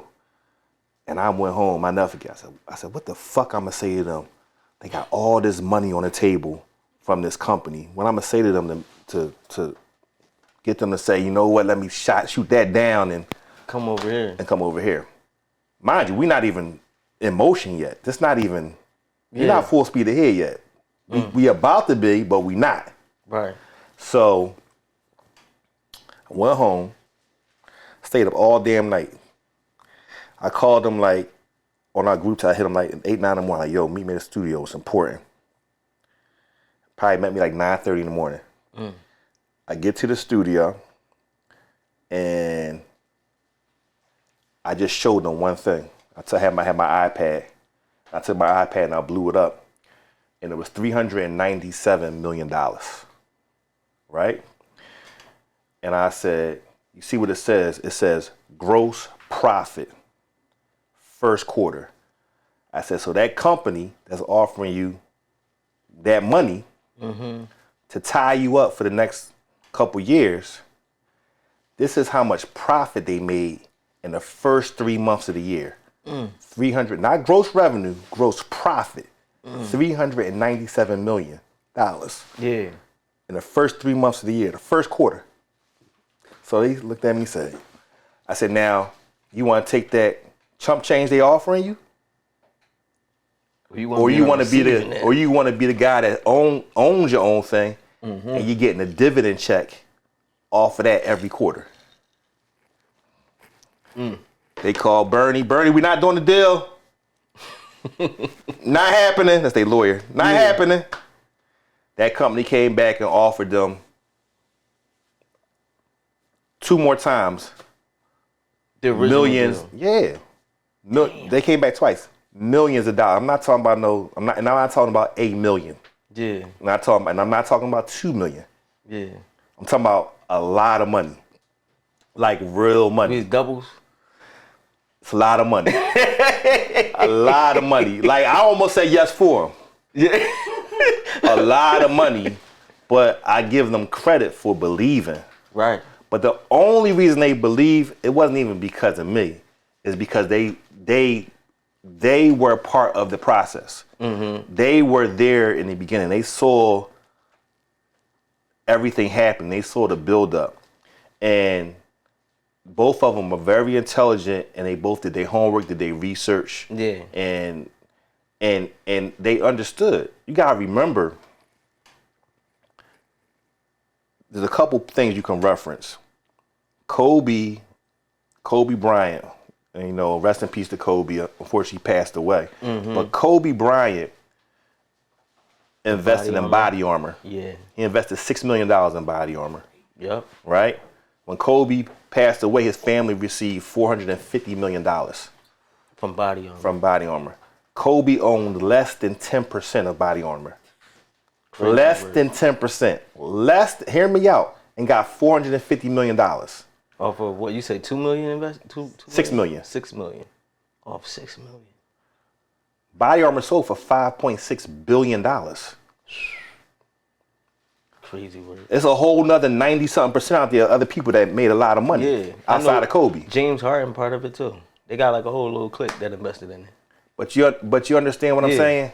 Cause and that's the thing too that people gotta understand that this is really good. By the way, a lot of times the major cold problem too. I ain't gonna hold you, but I'm gonna finish it. I'm not still gonna. Good, right? Mm-hmm. But it's belief in self, and I think that Gillie N Wallo have enough proof of concept between each other to understand what they mean to the culture in a sense. Because it's like, bro, they really keep a lot of brands alive. Like, you know what I'm saying? And in a sense, like the way that the bidding war went just to keep them on the network and all that shit. That speaks volume. Why do these people want you so bad?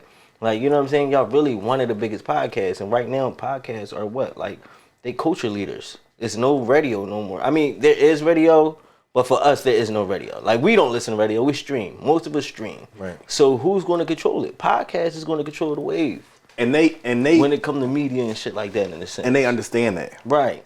You know what I mean? They understand that they know their strengths, they know their weaknesses, and they understand proof of concept. Mm-hmm. People gotta remember, they own their podcast. Right. They didn't sell their podcast, they did a licensing deal. Right. I say ain't nothing slow about them. Mm-hmm. So if they wanted to sell their podcast, imagine what that number would have looked like. What it would be, right. Everybody see the 100 million, like, that was for a licensing deal. So they still own it. They still own when they $1 million worth of game merch. That's them. Yeah. They are, and you know it's funny because they're night and day, right? They're the complete opposite, right? Because Gillie going to either make you mad or make you laugh, right? Wallo going to make you cry, right? That's who they are. But they complement each other, and people got to remember they're blood cousins. Right. So everything that you see on camera is organic. They don't gotta shoot that again. If Gillie say something, they never gonna be out of line. Right. If you hear Wallo say something about two, to Gil say something about Wallo and Jill, they ain't tripping. They understand. That's dumb. They understand. They know exactly what they're doing. Fact. And they up like 4 o'clock in the morning. I don't know how they do, especially Gil. They up 4 o'clock in the morning, 5 o'clock in the morning, getting their day started. By the time everybody else wake up, look at their storyline. Look at their stories between 5 and 9 o'clock in the morning. Yeah. People just getting up, doing like this and whatnot. At least Wallo, you gonna see some Wallo shit. Gil too. Yeah. Gil be in bed doing it. Facts. Yeah. If I call or FaceTime Gil in the morning and we got something that we gotta do, he's gonna answer the phone. Yeah. Yeah, they on point. Like they get it. They definitely do. You know what I mean? And when it came to Pure, they really believed and saw the big picture. Because there's no way in the world as a business we could afford to get them on board. Nah. Yeah. And sometimes, man, our people, the only thing we see is what's right in front of us. Facts. We don't see what's behind that door. Yep. And we can only think as far as we see. They see, so, well, because you got to think about it, bro. Like even if they would have did the other deal, you got to think about it's still not theirs. And then the other part of it is about ownership and equity. Yeah. The thing is, right, had they did the other deal, right, it would have had to been for some outlandish region. Somebody got a crazy situation, not enough time or some shit like that, because we've watched it happen too many times. How many more examples do you need? Like, just watch a 50 Cent do what he did versus when Magic Johnson turned down the money for his own shoe type shit. Like, you get what I'm saying? So it was like, we seen it happen enough times, and y'all in a big enough position where you know you could put your name on whatever and it's gonna go crazy. I'm letting go ahead. You know what I'm saying? Like, you could put your name on anything and it's gonna go crazy. So it's like, even when I seen y'all team up, I'm like, oh my God, this is about to be crazy, because it's so, hit your lip. But it fell. It fell? But it's so automatic, man, and it works out so perfectly for all of y'all. It's just like, man, that's the perfect partnership, because the product you created and then you putting it is pure fuel. You putting it with two pure dudes. They purely themselves. Yeah. Good or bad, whatever. People like them, don't like them, whatever they're going to be, that's what it is. It just meshed so well. It ain't something that they got to fake it to make it type shit. Like, you know what I mean? It's not a product that don't match their energy. It meshes well and it fits perfectly into the culture.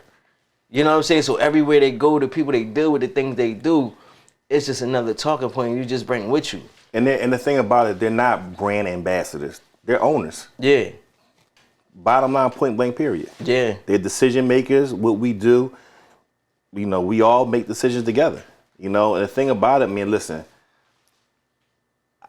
I tell people all the time, the one thing that I'm really, really, really, really, really good at is knowing what I don't know. Knowing what I don't know and surrounding myself with people that know more about it than me. That's it. If you ask me, I say all my partners are smarter than me. To be honest with you, you got Derek, Mustafa, Doobie, Wallo, Gillie, and me. You know what I'm saying? I mean, I have some brilliant people around me. You know what I'm saying? And I think, I mean, look, and I'll say this. All of us bring something different to the table. Right. You know what I'm saying? And I think that it balances itself out. Because I'm a risk taker. That's more of my personality. But I think that, you know, we all have some good qualities that we bring to the table. But the biggest probably part of all of it is probably the relationships. You know what I'm saying? Like Mustafa Shakur, people, a lot of people don't know this, but obviously played basketball, McDonald's All-American with LeBron James and Chris Paul. Worldwide West's first kid. He was the first person to call West Uncle West. A lot of people don't know that, so he's been around for a very, very long time. But he did well playing basketball, from McDonald's All-American to University of Arizona, the Wizards, Golden State, overseas. But he did even better after he stopped playing basketball. Made some really sound, smart investments during that time when he played. Right. So he's a super, super duper smart, savvy businessman. Doobie David Elliott, but Doobie as everybody calls him. Another guy, just brilliant, man. He's a professor at Lincoln University to this day, still at HBCU. Damn. And but music guy, been around for a long time, been around sports for a long time, music and sports. And another person got years and years of just solid relationships. You know what I'm saying? You know, other partner Derek, he's a Harvard guy. Yeah, but really like into high finance and tech. And then Wallo, just Wallo. But Wallo also is if you had to ask me, I think Wallo's like a nerd. Like in a cool way though, right? He just studies and learns and teaches himself about everything. When they were negotiating their last deal, he was doing all his homework, all the companies that were making the offers and just learn the business. And all. He didn't just say, let me let my lawyer take care of it. They had a lawyer, but they, you know, he was intimately involved. Gillie, super smart, super duper hard worker. How he does it, I don't know. Smoked more weed than anybody I've ever seen in my life and remembers everything. I'm telling you, don't miss a beat. He's a, what you call that? What's them people that, a statistician? Am I saying it right? He knows all the stats. Like in terms of like sports and everything. Yeah. You can ask him about a game in like 85. He's gonna tell you who scored, how much they scored, when they sprained their ankle in the third quarter. Like he knows all that stuff. Like he really, that Gillie on sports is him all day. He knows, y'all just see the Eagles. He know all about sports. Yeah. And he understands like how to get people's attention. So when Wallo came home, Wallo wanted to save the world. Wallo wanted to save the world when he came home. Gillie told Wallo that's cool, but you got to entertain people first. If you entertain them first, then you'll get their attention. Then once you get their attention, then you can save them. So think about it. When you see $1 million worth of game, and they had that joint with Lil Durk, right? And y'all can look at it from his entertainment, but then you saw Wallo break down, start crying, because he really was trying to help the kid. Right. But remember, like I told you, Gillie told him, you got to entertain them. But once you entertain them and you get their attention, then you can save them because then you can tap into them. Right. So then you see him talking to Young Thug. You see him talking to Kodak Black. What's the other boy? Got locked up in Florida. I forgot his name. Wallo went down into his trial and everything. The list go on and on. But what I'm trying to say is, Gillie understood for Wallo to really have the impact, he had to entertain people first to get their attention, to get them to look at him. And then he could have serious conversations with them. Damn. So when you see that boy crying and see him talking, he ain't faking. That's really heartfelt stuff. Right. For him. No, I figure, yeah. You know what I mean? So, you know, I think that's what made it unique. And even when we did the Sixers deal. Sixers deal. So that's me and my stories. So when we did the Sixers deal, we ain't have a drink. A lot of people don't know that. When we did the Sixers deal, the only thing that existed was this one, the black one. This was the only one that existed. Okay. Right? So we go through the Sixers deal. Sixers say, listen, we can't do a drink. We can't do a drink with a energy company because Red Bull is our sponsor on the energy side. So we can't do no deal. So we like, all right, well, we just do a hydration drink. This ain't exist. Right.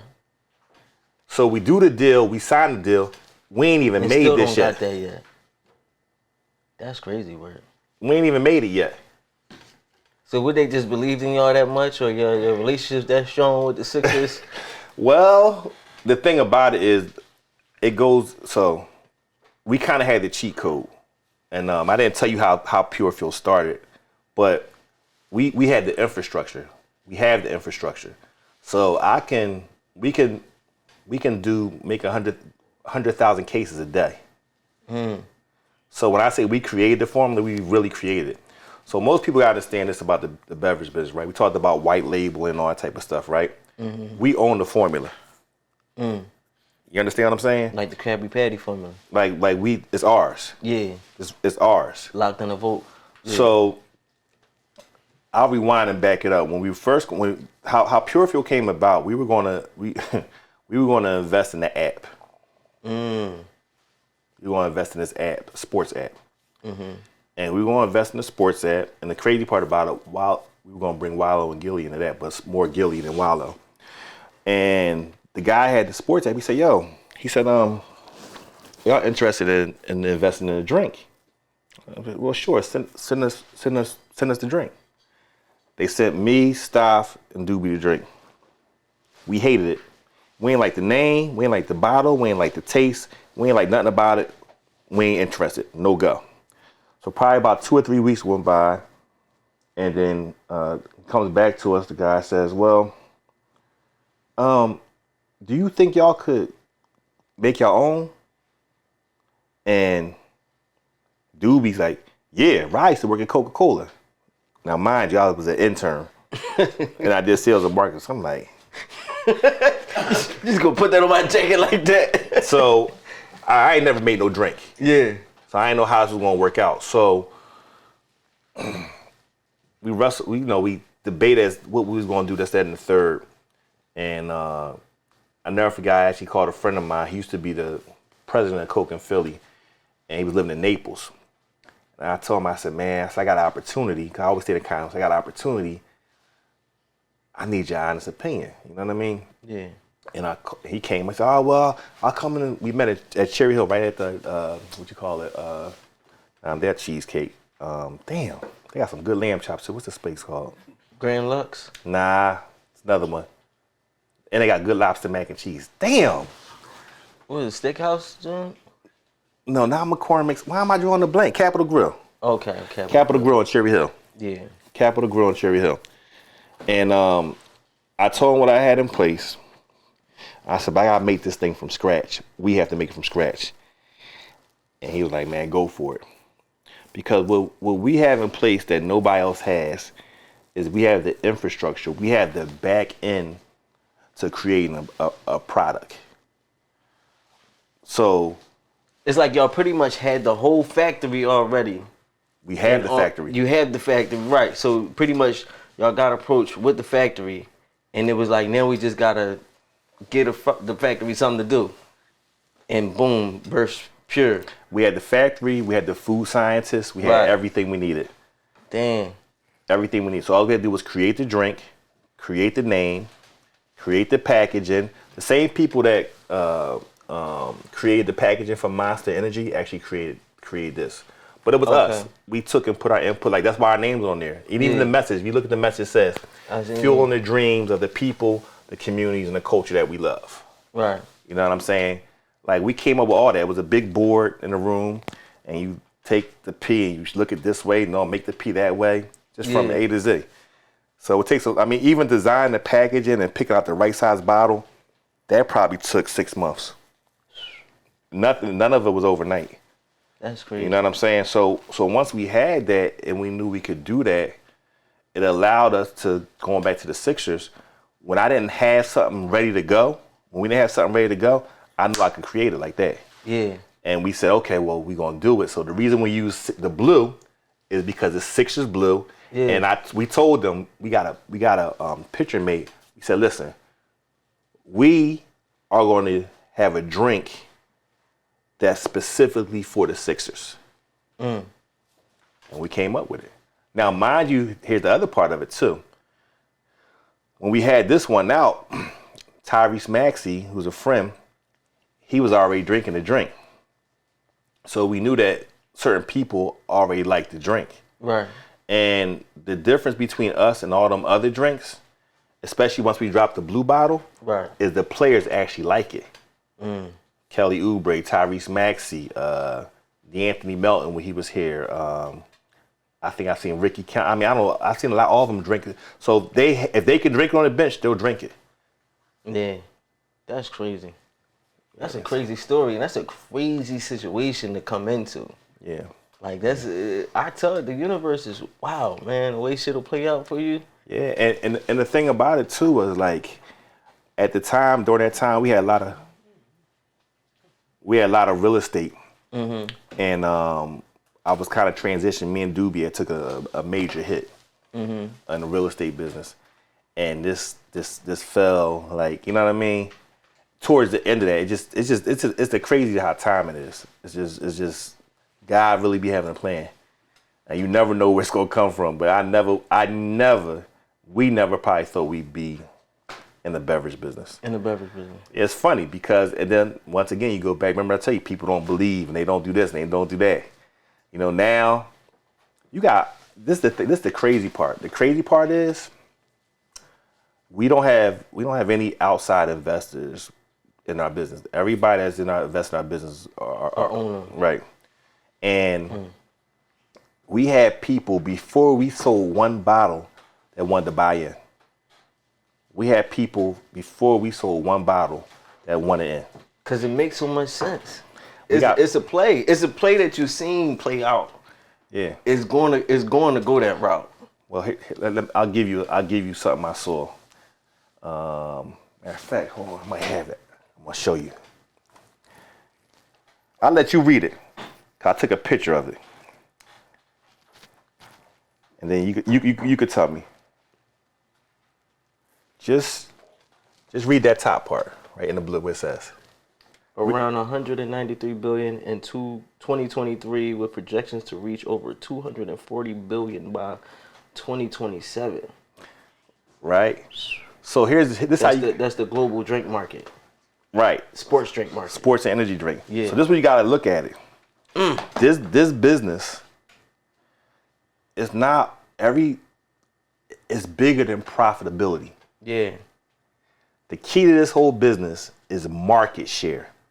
And I'm gonna give you just sort of numbers. Yeah. So let's call it $200 billion. Let's say that's where the value is about right now. If you got 1% of the market of a $200 billion industry, what's that 1% worth? $2 billion. You're still a billionaire. You're still. If you got a half of 1%, how much is this business worth? Yeah, 100 billion. I mean 1 billion. Yeah. You understand what I'm saying? And I did the same. That's the reason why I said it makes so much sense, because I do them same type of numbers. Yeah. Same way like when we talk podcasting and we talk the numbers, it'd be like if you break down the numbers, and it's like even if because I always aim lower, so you never fall too short. You know what I'm saying? Don't say I'm gonna get 10%, and then you most likely you're gonna get that 1 or that 2. The 1 or 2 gonna be easy if you're aiming for the 10. But it's like when the numbers make sense and the numbers is out there, it's like, baby, if you just give me a little piece of that pie, it's still a big piece of pie. That's why we grind the way we grind. Yeah. And we playing for something different. We playing for some real generational wealth. And it's not necessarily even to sell the business. It's just to have something that creates opportunities for other people. Right. You understand what I'm saying? Money come and go. That's a thing. I mean, in business, that's what the goal is, right? But right. I think you also gotta create opportunity, and I think the biggest thing for us is really hope. When people see people like us that look like us coming from where we come from, that's able to build something like this up and really win and do it. The calls I get, like, yo, I was at the Sixers game, I seen the Pure Fuel on the seats. Yo, I was at the Chicago Sky game, and I seen the Pure Fuel on the seats, and this person and all this stuff. You're like, you give people hope, man, because it's people like, damn, how you doing this? How you doing that? Right. You know what I'm saying? So that's the thing people need, because then they're like, I can do it. Yeah. That too. I tell you, it shows the possibilities. You know what I mean? A lot of times, especially for us, man, we one of them type of people. I don't know if it's around the world, if it's just a black thing, or if it's just a Philly thing, but we got to see it to believe it first. You know what I'm saying? Like, you can run around all day saying you about to build cars, but if we ain't never seen a nigga build a car, we looking at you real crazy. You know what I'm saying? So it probably was a couple dudes who said, I'm about to start a drink, and we probably looked at him real crazy. But now when you know Ra-Tah and Gillie N Wallo and Doob, and they did it. Yeah. Oh, you about to get one too? Now it's different. I seen it now. I know it's real. I know it can be done. I know it can be done on a serious level. So it just changes the game. And every time something new get discovered, it's a new thing, because now it's like, if they could do that, what can I do? They making drinks. And what was your favorite album? What we said our favorite album was? Blueprint. It's all at that Blueprint. If you do it once, you could do it again. Right. And that's super major, man. And the crazy part is, like, even when I talked to you, you told me where it's at. I already looked at it like it had to be in more places, but it's like I feel like y'all up there, like with it's only like 2-3 other brands I think of that come to my name And then it's like y'all right there. In my opinion. You want to hear something crazy? We didn't even roll out distribution yet. We launched in February 2023. So that's what, 23 months? Yeah, because February this year will be 2 years. Yeah. We spent the first 19 months on awareness. Because you got to remember this, the only thing worse than not being on the shelves is getting on the shelves and not selling. Yeah, nobody knowing who as quick as you get on the shelves, you want to get off. You want people to buy your product. Right? So they got to know. So you got to have awareness. So we spent a lot of time, a lot of energy, and a lot of money giving product away. Here, take this, man. Let me know what you think. Blah, blah, blah, blah, blah. You know what I mean? A lot of time and a lot of money because you got to have awareness. You got to create, when somebody sees it, you're like, oh, you know what? I seen Ron cooking up. I don't know nothing about this, but you know what? Smooth, my man.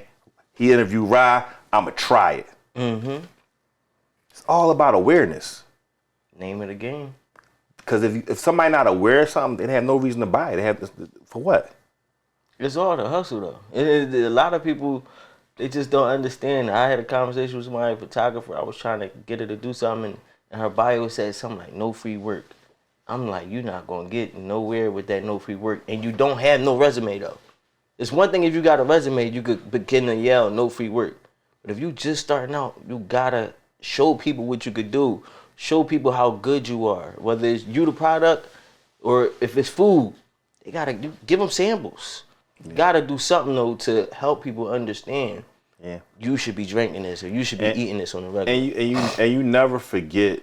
You never forget it. And I tell you this much. You never forget about the people that was there, that were part of your journey. Right.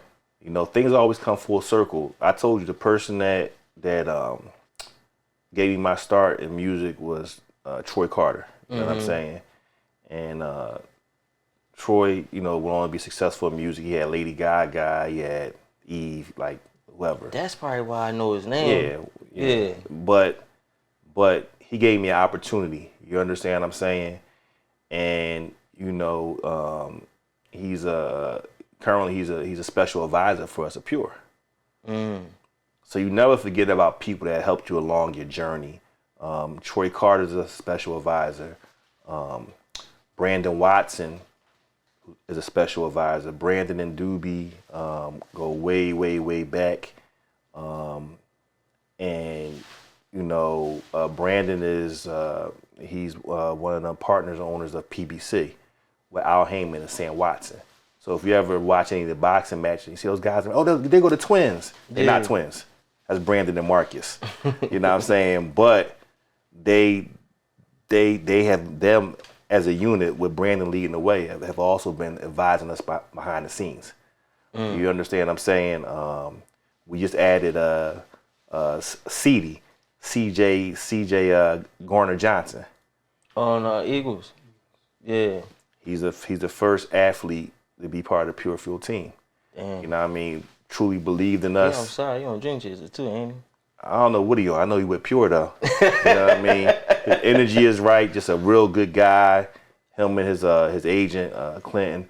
You know, you get people that you want to have people that's part of your situation that get you, right? Understand you, and want to see you win.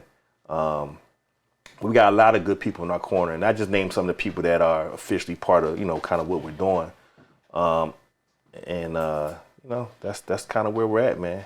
Okay, so where do you go from here? You got your team, you got all your people in place in all the different industries. I really feel like y'all definitely deep in the culture at this point already, and it's early on. Only been, like you said, 23 months, pretty much a cool 2 years. So, like, what's the next step for Pure Fuel? Right now we're focused on distribution. Like I said, the first 19 months was about awareness. So now I spend a lot of my time, we spend a lot of our time traveling, really just setting up distribution. So distribution meaning like just having like a distributor in whatever area it may be to cover all the stores and everything in that area. So, for instance, like we'll have a distributor that'll cover, let's say, Philadelphia County, Bucks County, Montgomery County, Chester County, Delaware County. That'll be one distributor. But then we got another distributor that's going to be out in Western Pennsylvania. You know what I'm saying? Allegheny County and all them other little towns you don't think about. Then you got another distributor that'd be up Harrisburg way. Okay. You know what I mean? So you make all these different distribution deals, and then same with Jersey. But when you do it, it's not like one distributor per state. Right. It might be multiple distributors in every state. Oh, okay. Ironically, we did really well in New York early, so we already have some things in New York really moving. But we'll continue to build out in New York, Connecticut, Maryland, Baltimore area, Atlanta. We're getting a lot of traction in Florida, and a lot of traction in Charlotte, North Carolina. That's crazy. Have y'all gotten like an offer yet? Like, have you been approached by some other companies just yet? I know y'all did. There's no way in the world you didn't. I don't see a world where somebody that say like, I want that. A lot of people want it. Yeah. It's just too early though. Of course. It's too early. You would definitely be cashing in your chips too early. Like, it's like having a fan do a bet on a sure game and you taking the money. And I think for us, I don't know if it's just about cashing out. I think it's about building something sustainable. You know what I'm saying? You don't want to tell us about the deal, like what they offer you or who offered it? It's a lot of big people already. And the thing about it, we don't have like a crazy, you know, like the sales ain't like through the roof. We're not there yet. Right. We got so much more to do. But we are, so here's the thing. We're the youngest beverage company to have a tier 1 sports partnership. So when you do them NBA deals, so we have an NBA deal and we have a WNBA team. So we have NBA, we have the 76ers. WNBA, we have the Chicago Sky. I think we were like 6 to 8 months ahead of the last company that did it. So we're on the momentum we got, and we moving at a historical pace. Nobody's moving or has had the momentum like we've had in terms of how we're doing things. There's a couple of people that came out the box and just went. Right. But it's the same people you're talking about that's getting sued out the wazoo right now. Right. So there's a reason for that. Exactly. We've been steady, but we've been like, it's historical. Yeah. Historical, man. So that's crazy. Yeah, but people are we saw interest in, we've had people interested in investing and or buying since year one. Since year one. Before we sold one bottle. Any M offers yet? Was not even worth having the conversation if it wasn't only yeah. I mean, you gotta think about it. We want to make history. Right. We want to make history. We try to do some historical shit. We not in this to be mediocre. We not in this to just. There's some shit to be remembered. Some shit to be talked about. You gotta remember, there's guys that's in this business, man, flipping. You know how guys flip houses, make 100,000, 200,000, $500,000, $1 million. There's guys that flip beverage businesses every 2 or 3 years for hundreds of millions of dollars. Every flip, 100 million, 200 million, 300 million, 500 million, $500 million. I mean, $1 billion. Yeah. 3 billion. Like the bull who was doing the body armor shit. Yeah, you gotta understand, the same guy that did body armor did. He got something else coming out too. He started with Fuse. People missed that one. Fuse Iced Tea, Fuse, Ooh, body armor, Fuse Iced Tea. Core Water, Zen Water. Yeah. It's all the same person. Yup. He flipped. I mean, you win some, you lose some. But he flipped, like people flip houses, he flipping beverage. He flipping beverage, yup. It's a different type of game though. Yeah. Well, it's one of them things that once you understand that game, you know what you're doing. What's your favorite album? The Blueprint, baby. Yeah, once you got the Blueprint, you could do it over and over again. And we got the Blueprint. You got it, yeah. Yeah, that's, you know, and we're learning a lot too though. It ain't. So here's the thing too. When you first start, it's actually easy, right? Because people like, man, you ain't. But once you start really building up and people start seeing, they shut you down. So that's a real thing too.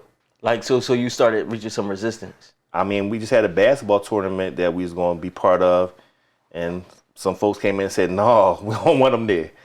Another beverage company, yeah. Ooh. Like no, I don't. So you get to that point. Oh yeah, Like Battle of the Gladiators. Oh now. yeah, they gonna block you. Damn right. Ooh, that's because you a threat. Yeah. Yeah. It's like the mafia. Yeah. You coming in taking our territory. Yeah. And then it's like, you gotta understand this. We at the point, right, where now we had I can't make this up. We had a company, or I guess it's a company. They run a tournament. Mm-hmm. They would get a lot of money from one of our competitors. They reached out to us and said, "Listen, we don't even want no money from y'all. We just want to attach what we're doing to what you guys are doing, because what y'all doing, that's who we are. That's what we stand for, and we want to be part of it. We don't want no money from you, because people see it. It's like when you do your show, right? If it's bullshit, people see through it. Facts. But when it's real, people gravitate to it. It's always going to resonate. When D told me about you, that's the first thing he said. "No, man, I was telling Smooth this, that, and the third." But that's a real thing. People going to gravitate to what's real. If it's bullshit, they can call it. Facts. I say that too. That's why you got to always be. That's why Wallo and Gillie win every time. Because you always just be yourself. You're going to gravitate to who you're supposed to gravitate towards. And the energy always going to resonate. You know what I mean? And everybody got to like you, but people will respect you. Exactly. If you stand on what it is, and that's just what it is, like. But when you fraud and it's just not real, it ain't nothing about it going to stand. Nobody's going to like it. Eventually, everybody going to just dislike you because it's just nasty work. You know what I mean? That's just how I look at it. Like, it's just always best to just stand on you. Do you the best way you can. That's important, and you gotta think about the other side of that is that's what makes you authentic. Mm-hmm. The minute you start trying to be like everybody else, what's special? Right. So I don't even know, man. I mean, I guess we got the next steps. Like, you know, what's next for Ra-Tah? Like, are you going to just continue building out Pure? Do you have other things that you yourself is interested in accomplishing soon? I'm sure it'll be something else. You know what I mean? I think for me, Pure is obviously the priority. Right. I still got my hands in a couple other things, like still. Yeah. But I'll say that, I don't know, man. I honestly probably want to really at some point just kick back and just really kind of help out and give back. You know what I'm saying? And really take whatever knowledge I have and try to help other people with whatever ventures it may be, whether it's, you know, I don't care what it is, but just I really want to, I ultimately just want to give back. I would say that's my goal, to be able to be in a position where I can give back and not worry about, you know what I mean? And just like, let me help out. Because I think, like you said, when I heard y'all talking, when you have a team, like, I mean, look at your team, you know what I'm saying? That's important. And a lot of times, in our community, in our neighborhoods, we don't see this. Mm-hmm. And if we do see it, sometimes it be on some bullshit. You know what I mean? Like, not for something positive. So I think for me, that would be my next thing. Right. That's gonna be probably my next thing. Get on your Mark Cuban joint. Yeah, business is cool. You know what I'm saying? It's fun and all that stuff. And I think I'm getting a little too old, man. I like taking something that's nothing and building it up. I don't know about layups. I want to shoot from half court. Yeah. Like, you know challenge. what I mean? It do something for me. I can't really. And I'm getting a little older, man. So I got 2 younger children, and my older kids. You know, I got 4 total, but you know, I just kind of want to get out their way to let them go ahead and do their thing and help them. You know, and that's it. Yeah. Just want to chill, man. I think we need that though, because I mean that's always been my goals. Like, when you get to that point, is really just be in a position where as though like you could be for the people where nobody else would be. That person that will listen to their dreams and their pitches. Like, we don't have a person that in the neighborhood that people know they could just go to and really, all right, I want to do this. Would you be willing to, you know what I mean? Like, everybody always try it. Sometimes the shit works, sometimes it don't, but I feel like that's what we need. It's all, like you said, there's so much talent here, so many bright ideas, but they short-lived because of lack of opportunity, lack of knowledge, and lack of resources. Period. Yeah. You know what I'm saying? Resources is slim around here. Like you really got to get out and be built different to get it. But sometimes us as in Philly, we think that you gotta be this cutthroat, do whatever to go ahead and make it. But every other businessman don't go through that. Like listen, that's not the way of the world. You gotta think about it this way, right? Look, we talked about real numbers. Yeah. I don't care if somebody came to me and talked to me about starting their own beverage. I'm gonna tell them everything I know. It don't matter. It's enough. There's enough. $200 billion. Enough for everybody. You understand what I'm saying? Like you gotta really think about it. And I think sometimes people gotta get out of that crab in the barrel mentality. Mm-hmm. You know what I'm saying? Like that's a horrible thing to have and a horrible way to be. You know what I'm saying? And I understand. I understand. I think I understand both sides of it because there's the one side where it's like, you know what?